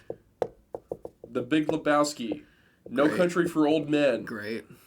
These are some of my favorite movies of all time. I've watched The Big Lebowski so many times. That movie, it's one of the most rewatchable movies I think ever. It's the ultimate hangout movie, in my opinion. It is. You can have that movie on in the background and you can just hang out. You And got can the just, wrong like, guy, man. I'm the dude, man. I'm the dude, man. Nobody calls me Far out, Lebowski. man. No- Far out. Nobody calls me Lebowski. Anti-Semitic prick. Fucking, oh my god, that's a movie of just performance gold. He throws the ashes on him. Man. What the fuck, man? Come on! You're killing me! Steve Buscemi has nothing to work with in that movie, and that's the beauty of it. Is that he's just in the background. He's just Steve Buscemi, man. He's John Goldman, MSU alumni. Yes, we got to mention John Goodman. Yeah. Who? Why did I say Goldman? I was gonna say, wait a second, what? John Goodman, Missouri native, Missouri State University alumni. So fucking good as Walter. You know where he's from? He's from fucking St. Louis. Yeah, St. Louis. Drink. You know I'm from St. Louis, actually? I think we had mentioned Austin Powers, gold member, and for some reason I went Goldman. That's okay. Goldman. But no, I love that movie. I love Fargo. Fargo doesn't get a whole lot of attention.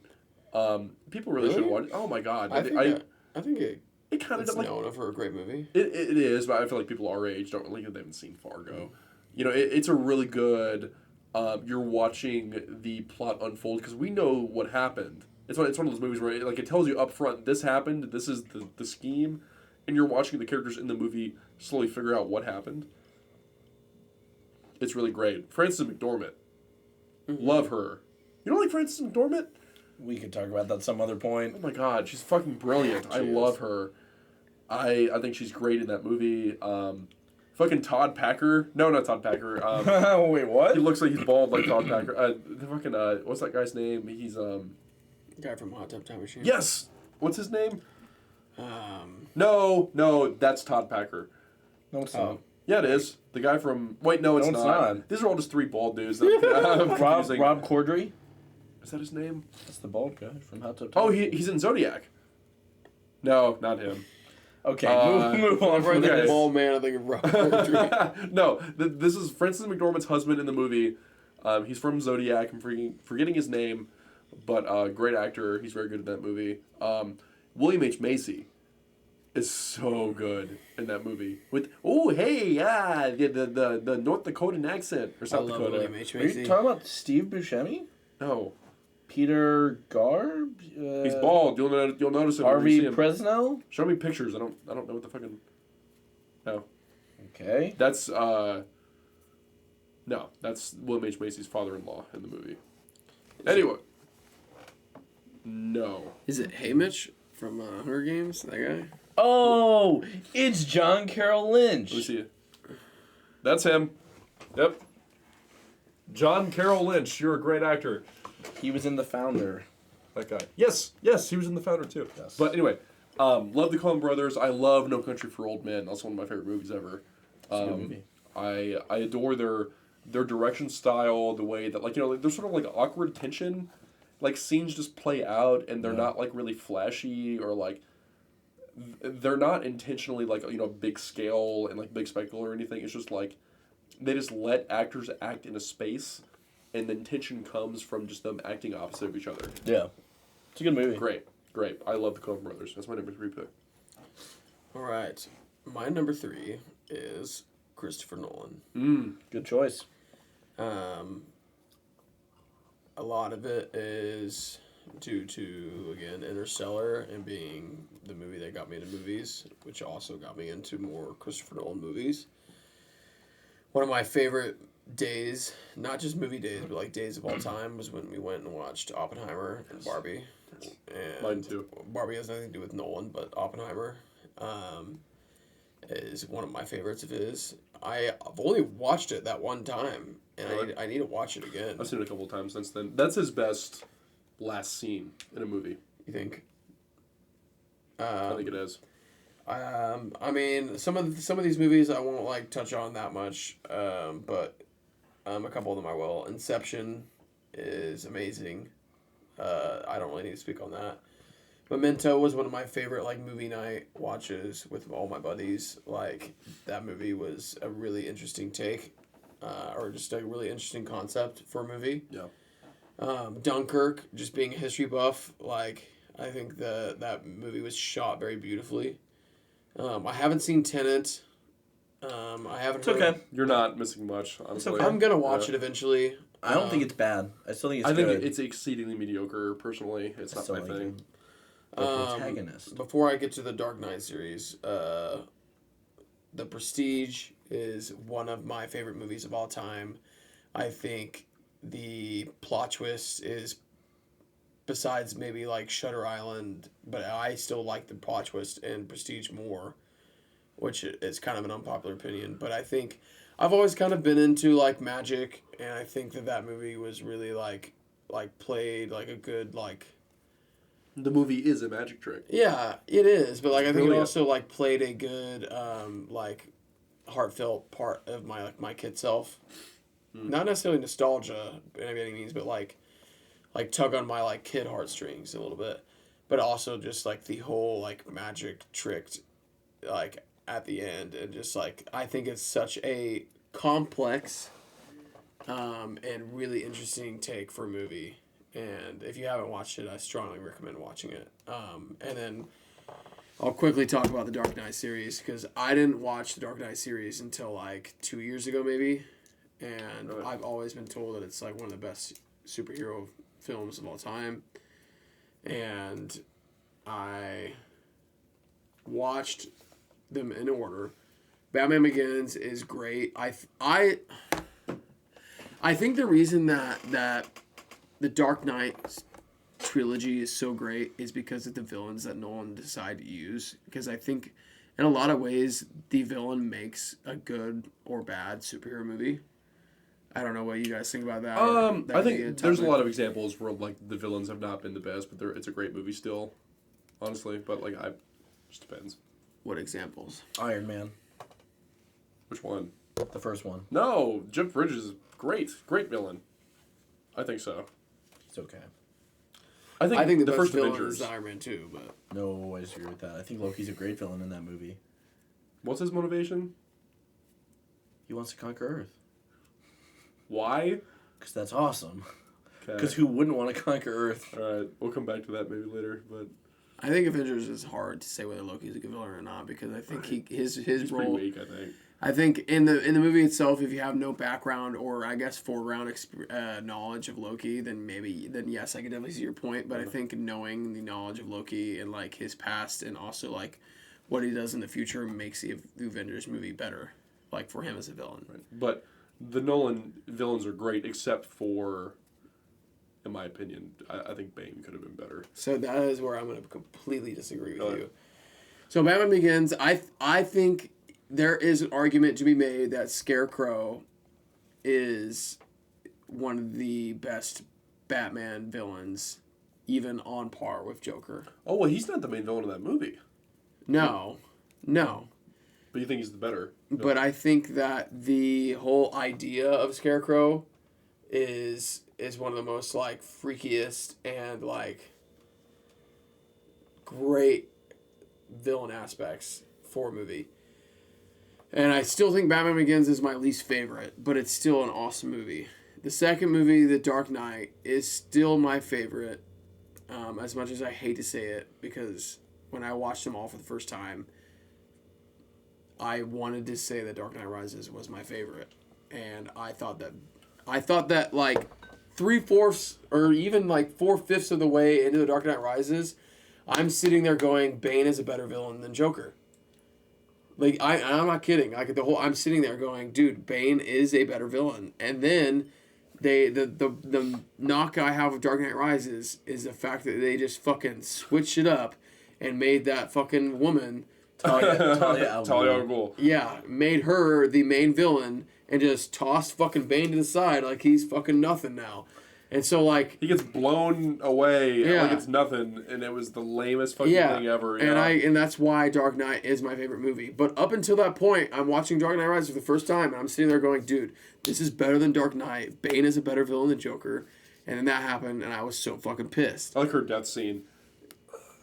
Yeah. She like, Pretty bad. oh shit. But I think it would go Dark Knight, then Dark Knight Rises, and Batman Begins. Okay. But I honestly, like, I understand anyone's kind of opinion.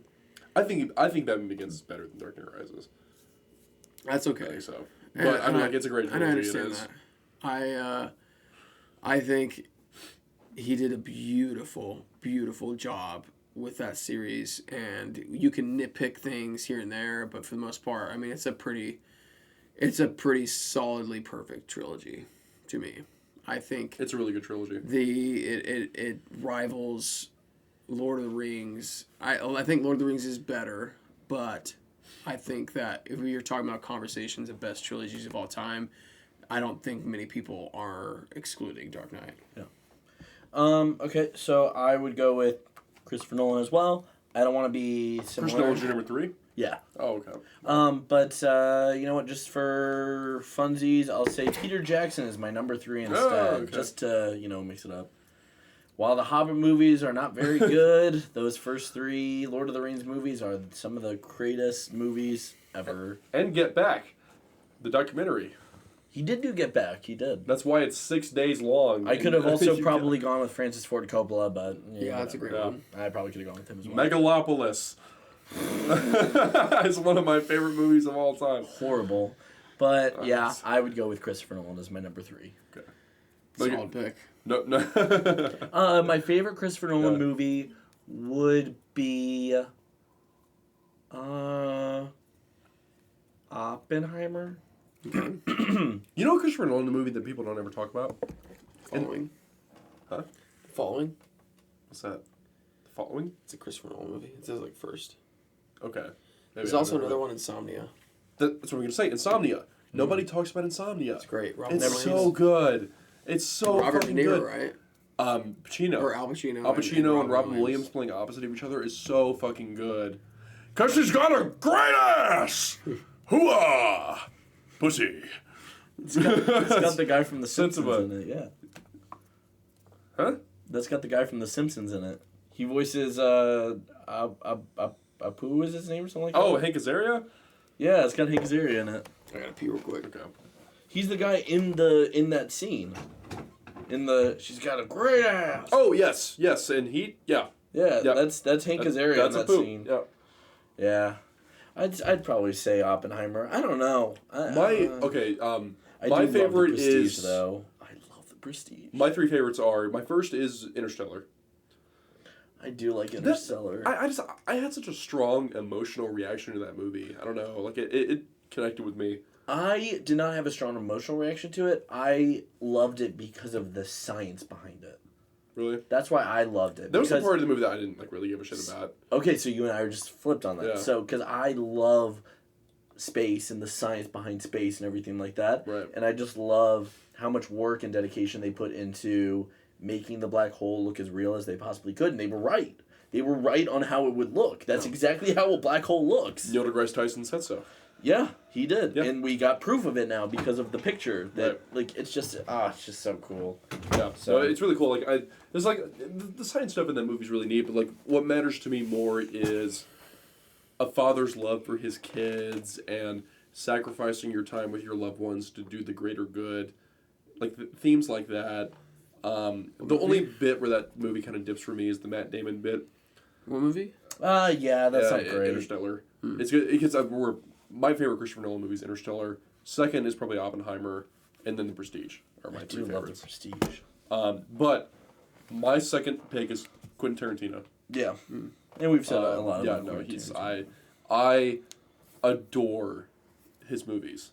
I love the way he shoots things. I love his sense of humor. Yeah, Because the way that he shoots stuff and frames things and like his zoom ins and zoom outs and the way he pans to things and like you can tell like whenever he's making a movie that just by the way that he's like pointing the camera at things and setting things up, it elicits things that like people can't even get across with dialogue. You know, you can watch his movies with like the audio turned off and you know what's going on. yeah, Because it's just so like evocative and so yeah.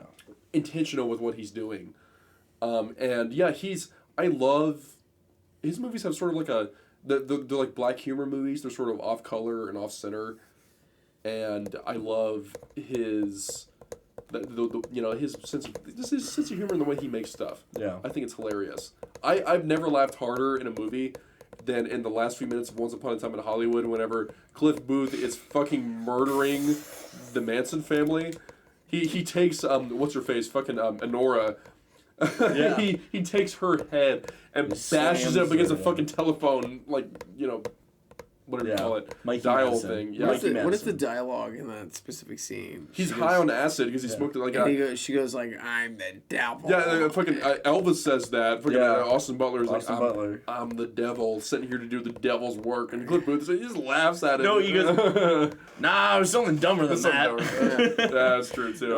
like Rex or something. You're Get right. him, Tex. It's so Tex. awesome. That's Yeah. right. He sicks his dog Brandy on him, and she chews his nuts out. Yeah, and then I've never laughed fucking harder than whenever he's just eviscerating those people. I went and saw that with Zach, the opening weekend for that movie, and it was a mostly empty theater. There was like one older couple in front of us, and we were fucking howling laughing in the back. I was during that dying whole laughing. part, and then they were dead silent. We were laughing so fucking hard. Did you know that when I went to California to see my cousins and stuff, like on a summer trip, I was there when they filmed that.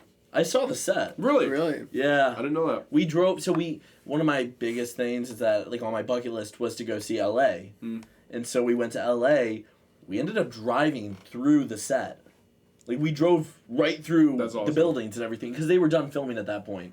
And we went to a really iconic LA restaurant that a lot of influencers used to go to. But we drove right through the set. It was really cool. That's neat. Yeah, and that's what I anyone who doesn't love Once Upon a Time in Hollywood, lick my tape. Fuck you. That movie's fucking awesome. I don't love Sydney it. Sweeney's in that movie. She is, briefly. The one thing I don't like about Once Upon a Time in Hollywood, and it's really nitpicky because I love the movie, but like the one thing, like plot line that I don't care for as much is Leonardo DiCaprio's like role. Oh, I actually do like that. I love don't it. like Brad Pitt stuff, but I love Brad Pitt. I love them both. I love the old washed up actor subplot. I do think like it's that. great. I like that. Because it's funny because Tarantino has a history of like taking actors that are kind of like past their prime and giving them a platform. And that's what he did with John Travolta with Pulp Fiction. yeah.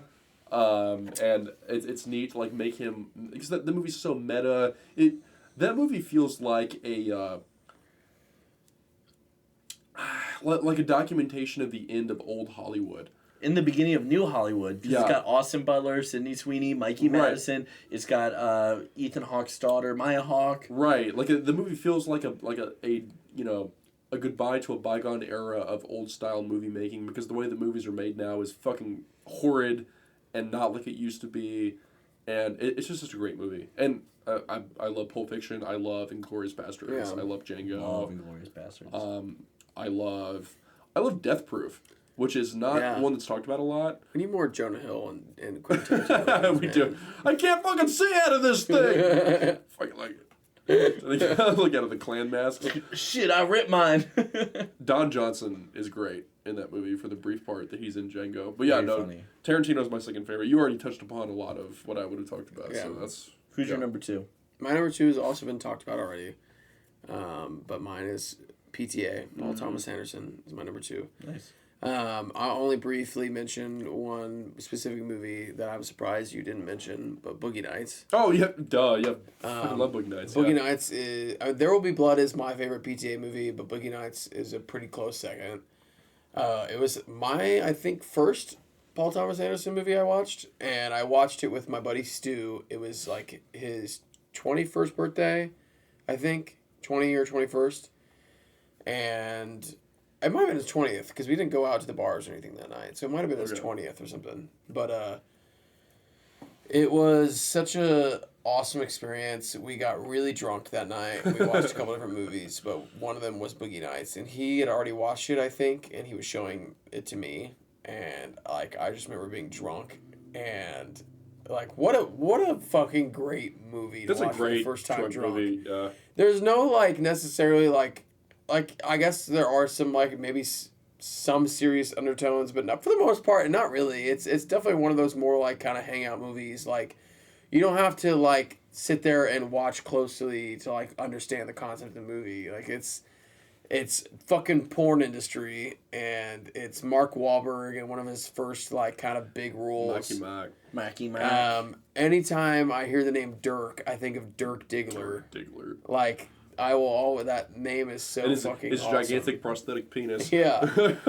Like that movie is one of my favorite just like if I just want to sit there and have a good time and watch a movie and just like enjoy the next 2 hours, like that movie is fucking awesome. I love that movie. It's not a very like a lot of girls do not like the movie, as I've come to realize with showing people, especially Tasha does not give a fuck about the movie, and I've kind of realized that like I probably wouldn't show my sisters that movie, but like get a couple dudes and just watch a movie. It's fucking Movie awesome. nights is a movie night for the boys. It is a for the boys movie, not excluding women. They just tend to not like it.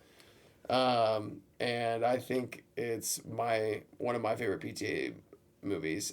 And Paul Thomas Anderson has many great ones. Something worth noting, by the way, our director and actor combo teams that are like, with our favorite directors, they often have like an actor they consistently work with. Paul Thomas Anderson and Philip Seymour Hoffman are that pair. Yeah. Rest in peace. Rest in peace. We miss One of my him dearly. favorite Philip Seymour Hoffman roles is Boogie Nights. Like, it's so good. He does so good. Me with Brad Bird. My favorite is in Punch Drunk Love, personally. Okay. But, Mine is Mission Impossible. I want 3. PTA to do Or no, more. not Brad Bird. That's yeah. Why that's the another fuck guy. am I blanking on his name? But I want PTA to add more. What's his fucking name? Are you talking about the guy from Batman? Yes. Yeah. You're talking. Cillian Murphy? No, the Batman. The Batman, the Riddler. Paul Yes. Dano? Paul Dano. I should have fucking known that. Paul. I would love to see more Paul Dano in PTA movies because God, he was so good in There Will Be Blood. Well, I cannot believe. Well, I can. I'm a little surprised, but at the same time, I'm not surprised in the slightest that we all have the exact same favorite director. Duh. But my number 2 would be Quentin Tarantino. I do love some Quentin Tarantino. Inglourious Bastards is up there on one of my favorites. I love it. I saw Killing it with... Nazis. Wait. Killing Nazis. Wait, what was your introduction? Are you saying that all of our number 1's the same? Yeah. Oh, I guarantee they're not. No, they're not. I mean, like, Tarantino's in all of our Oh, top you're 5. saying Tarantino. Yeah. Like Tarantino's No, number I think all of our number 1s are the same. one. Oh, okay. I know your number 1 is your... Oh, wow. Oh, okay. Yours is different? His is not going to be, no. Really? No, No. It won't be. Oh, okay. Yours and I's might be, yeah. Look out. We're the same. But yes, I love Quentin Tarantino. Pulp Fiction, I remember watching that for the first time. Wow, great. Inglourious Bastards, I saw with my movie friend Blaine back in high school, and I remember watching that. Shut up, and Blaine. was- Does Blaine watch the podcast? No, it's okay. You should tell him to. Hell, I watched his episode on your podcast. That's true. I probably listen should. to ours. Yeah, I'll tell him. I enjoyed. Well, hell, it's deleted off the fucking internet now. I would like to go back and listen to it, but Yeah. But yeah, I remember watching that with him, with Blaine. Yeah, there was just, I love all of his movies, except for, like, Once Upon a Time in Hollywood, which I don't hate. I'm not going to say I hate it. I still love think that it's movie. fine. I think you it's oughta- just not my favorite. you ought to revisit it. Maybe. Look at it through a different lens. It's not the most plot-driven movie ever. It's just, I don't like the scene with the Manson family, like, at their ranch. I just get I bored. love that scene. I just get love that bored. It's so fucking good. It just got builds bored. tension so good. I just got bored. I saw it in theaters and I was like, oh, wow, I'm really bored right now. I love But- that scene. I don't know. Maybe I need to rewatch it, but there are so many Quentin Tarantino movies I just absolutely love. So I've yeah. seen... I like. Yeah, he's the only director on my list that I've seen every single one of his movies. Yeah, I like more Tarantino movies than just Once Upon a Time in Hollywood. Like I like some of his other ones more, but Yeah. I have very little complaints about Once Upon a Time in Hollywood. If Once Upon a Time in Hollywood were his last... Because he's got this dumb fucking rule where he's like, oh, I can only make 10 movies, and then I'm going to write books, and he's going to direct stage plays and stuff, and he refuses. And he'll write movies for other people to direct. Yeah. Like That's David Fincher. That is stupid. Because he's one of the only guys that still makes movies. Yeah. Quentin Tarantino makes a fucking movie. Yeah. You've got these other fake, Well, there's Bong Joon-ho. No, there's lots of other great directors. I'm just saying that, like, he is a part of a bygone era who Oh. nobody makes movies like he does anymore. Yeah. He shoots on film. He shoots entirely on location, entirely practical. There isn't any fucking CG in a fucking Tarantino movie. Him and Nolan are like the last two. Yeah. Yeah. Like, he is a classical, of a Yeah. bygone era director, and we cannot afford to lose him. He needs to make movies until he's dead. Yeah. If you ask me, but where's it going with that? Till you're dead. Till you're Till you're 90. dead. But yeah, that's my point. Well, Yes, we know yes, Blakely's number one. We do. Austin, Not hard to guess at Just all. because me and Blakely probably have the same one. Austin, what's your number one? Well, no, hold on. We'll get there. I gotta keep this. We gotta keep the rotation going. Well, you and I are the same, so we can just talk I'd about it at the rather same either time. you guys go first, or I go second, or I go first, or you guys go That's second. why I'm saying. Let's. Okay. Do you want to go? The same do one. we want to go It's first? just I feel like entertainment viewer wise. Okay. Well, make more we'll make sense. this fun. Okay, you ready, Jake? We'll go on 3. 1, 2, 3. Steven Spielberg. The best director of all time. of all time. Jaws, Jurassic Park, Schindler's List. The Indiana Jones Indiana trilogy. Jones. Yeah. Close Encounters of the Third Kind. Yep. E.T. Yep. Um, God, what else has he done? He's done 1,000 movies. The Big Fucking Giant, which I haven't seen. No, not that movie. The Post. The Fablemans. Bridge of Spies. The Fablemans. Fablemans is great. It's so good. He doesn't like it, but West Side Story. No, that's fine. West Side Story. I'm fine with watched saying that. Fablemans You know what I'm last not year. okay with saying? Ready Player One. Ready Player One is the worst blockbuster of the Saving 21st century. Private I like Ryan. Ready Oh my Player One. god. That movie, it's so fucking bad. It's like, hey, remember that? Hey, remember this? Remember The Shining? Remember Iron Giant? Remember King Kong? Remember Ferris Bueller? Stop it. Remember War Games? I'm mad. And Back to the Future? I'm mad. That movie is a colossal piece of shit. There's like 5 minutes of live action footage. I'm convinced that he was barely on set. And they were just like, hey, computer animators, make shitty CGI movie, and then I'm going to like direct the live action stuff, and then I'm out. I like The Adventures of Tintin. That's a good movie. Munich. War I of the haven't- Worlds. Munich is really good. I haven't watched enough of Spielberg movies to really give an accurate judgment. The I've Terminal. watched E.T., I've watched Jurassic Park, and Jaws. Catch Me If You Can. Oh, it's I so have good. seen Catch Me If You Can. I have seen AI, Fablemans. Artificial Intelligence.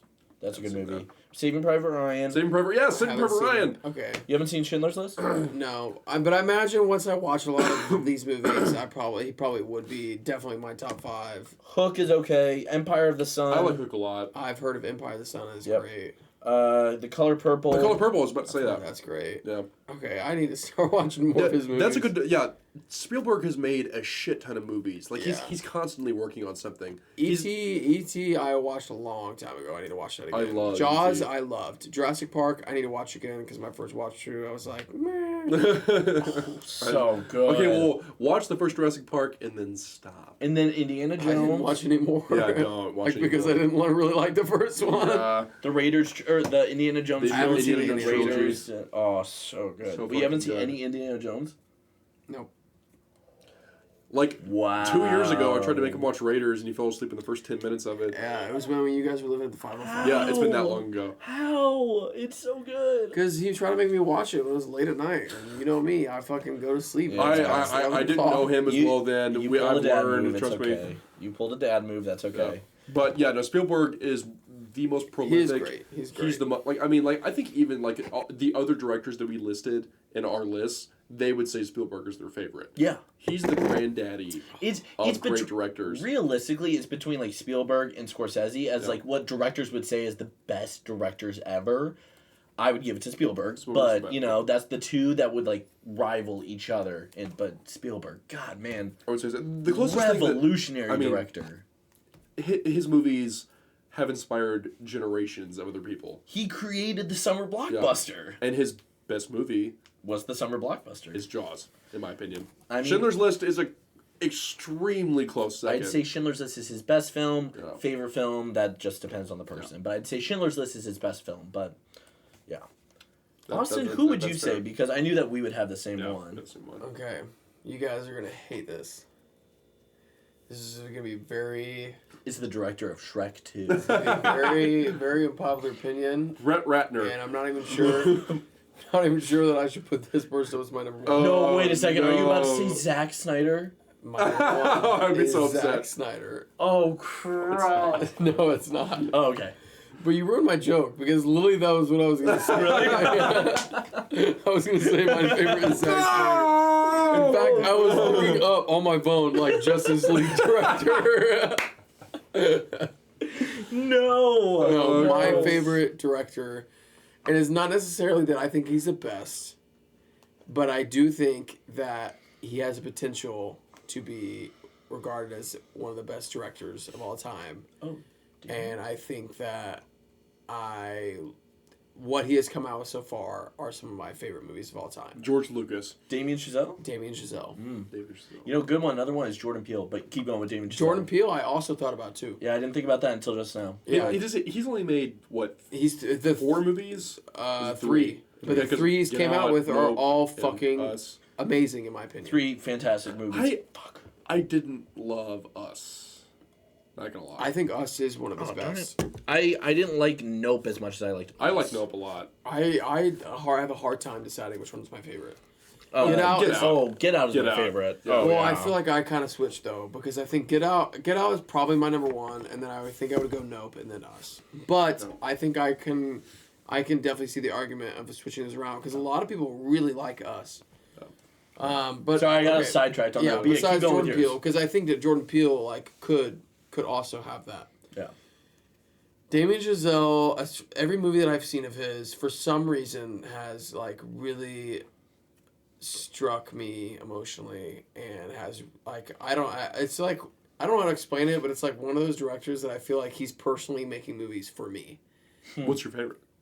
My favorite is Whiplash, but it's so hard because like, yes, I could say Whiplash, and then tomorrow I could say La La Land. I was gonna say like I love La La Land. That's my favorite. I love La La Land. I've only seen La La Land once, and that movie affected me so much that I like saw it 3 times in theaters. really Uh-huh. adored it. It's so I avoided it for so long because I fucking hate musicals, but it's not really. It's not a musical. It's not I really a always said musical. that. It's not really a musical. Yeah. We were 14 at that time that came out, No. that sounds and right. I saw it 3 times. Well- I couldn't drive to the theater.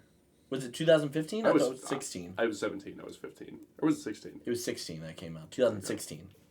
Makes sense. Yeah, and we 2016 were like was a great entertainment 14, and Great election year too. year.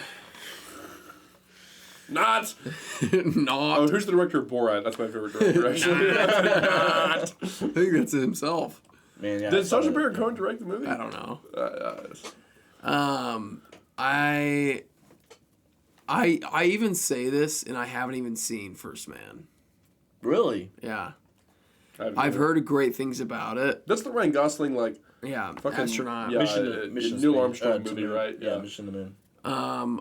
But the 3 that I have seen of him are on my letterboxd as either I think Babylon and Whiplash are 5. I think they're all 3 5 stars actually for me, and I think like that alone just kind of made me go, okay, yeah, I understand that all those 3 movies are not necessarily everyone's favorite, and I get that, but for some reason each movie he's made so far has like I said, I feel like has been personally made for my liking. Yeah. And like something like that I've thoroughly enjoyed.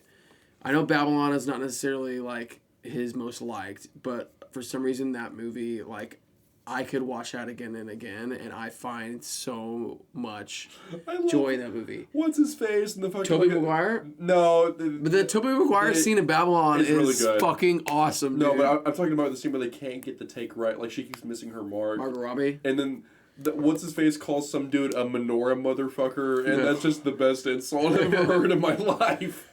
Every like from scene to That's- scene to scene to scene to scene. There's no boring part of that film.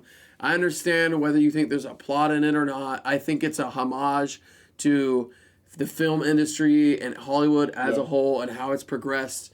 And I think again, it's maybe the history in me and I wrote a paper in college on that movie in particular. You did? Yeah. Really? Yeah, in a history, like an analytical history class, and I had to like go back and like take a certain decade or like a couple of decades in history, and I choose to do mine over film and how it's progressed, and I used the movie Babylon to like expand my argument in a lot of ways, and I think it's amazing movie. I think it does well on like showing like the impacts of adding sound and color into movies and how that like not only changed the landscape of movies as we see it today, but also how it got like how it fucking tormented people's careers who were so like well known for no color pictures or like silent movies.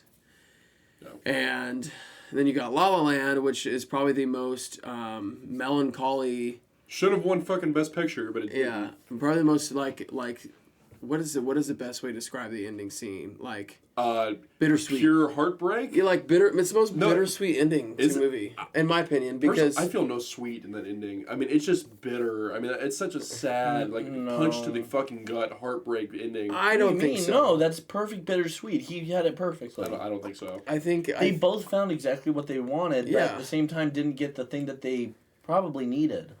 That's what I'm saying. It's dour. I'm like, that's the exact translation of bittersweet. They got their like materialistic wants, but they didn't have each other. I don't think it's materialistic at all because I don't think either of their passions they were chasing are materialistic because they're not chasing for money. They're not chasing for money. They're chasing for their passion. So like Ryan Gosling gets his not necessarily not fame, but like his creativity. And his passion in music and piano and his jazz, like he gets that. He got fame, but he wasn't happy with the fame. Yeah, and then Emma Stone gets like her directing and like her film passion. Yeah. But they just didn't happen to be together. But they also they're not necessarily. Fame. I guess like your reading of whether or not that's a bittersweet or just a straight up bitter ending is just you as a person, I guess, and that's what makes it such a great film. Yeah, is that that's a good point. You're depending on who you are, you can interpretate that in different ways. Yeah, and then I already talked about Whiplash, but I don't know, those three movies. I think about those three movies all the fucking time.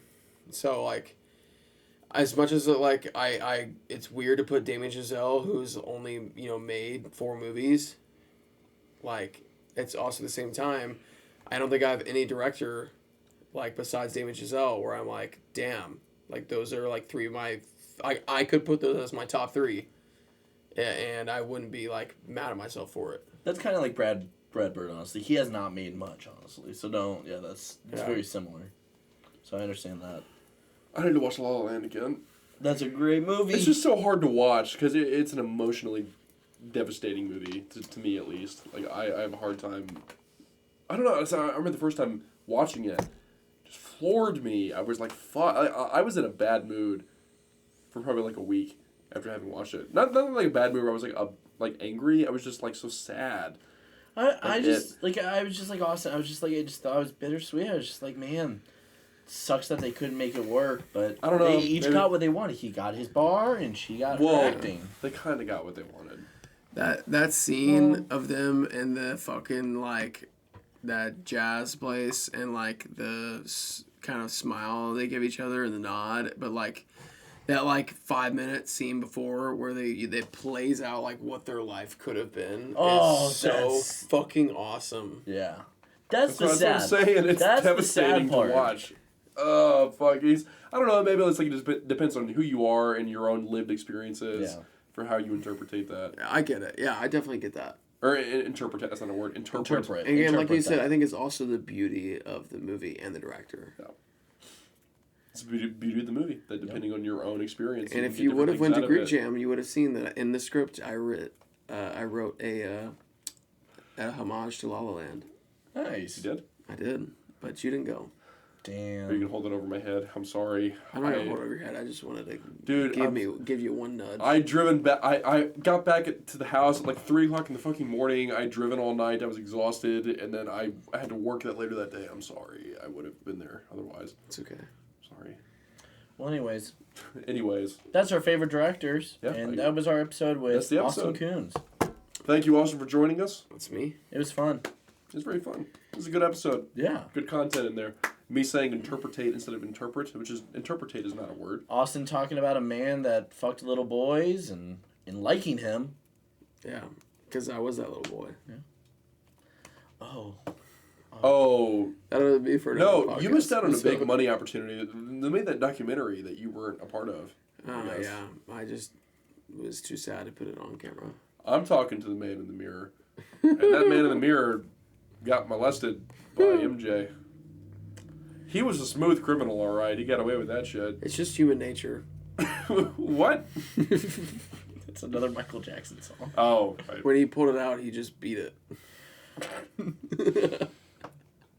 Oh, he's bad, all right. He is. Well, you know, Blakely, you really should drink more. The podcast. With Austin. Bye, everyone. Thanks, everybody, for listening. We'll see you later. Bye.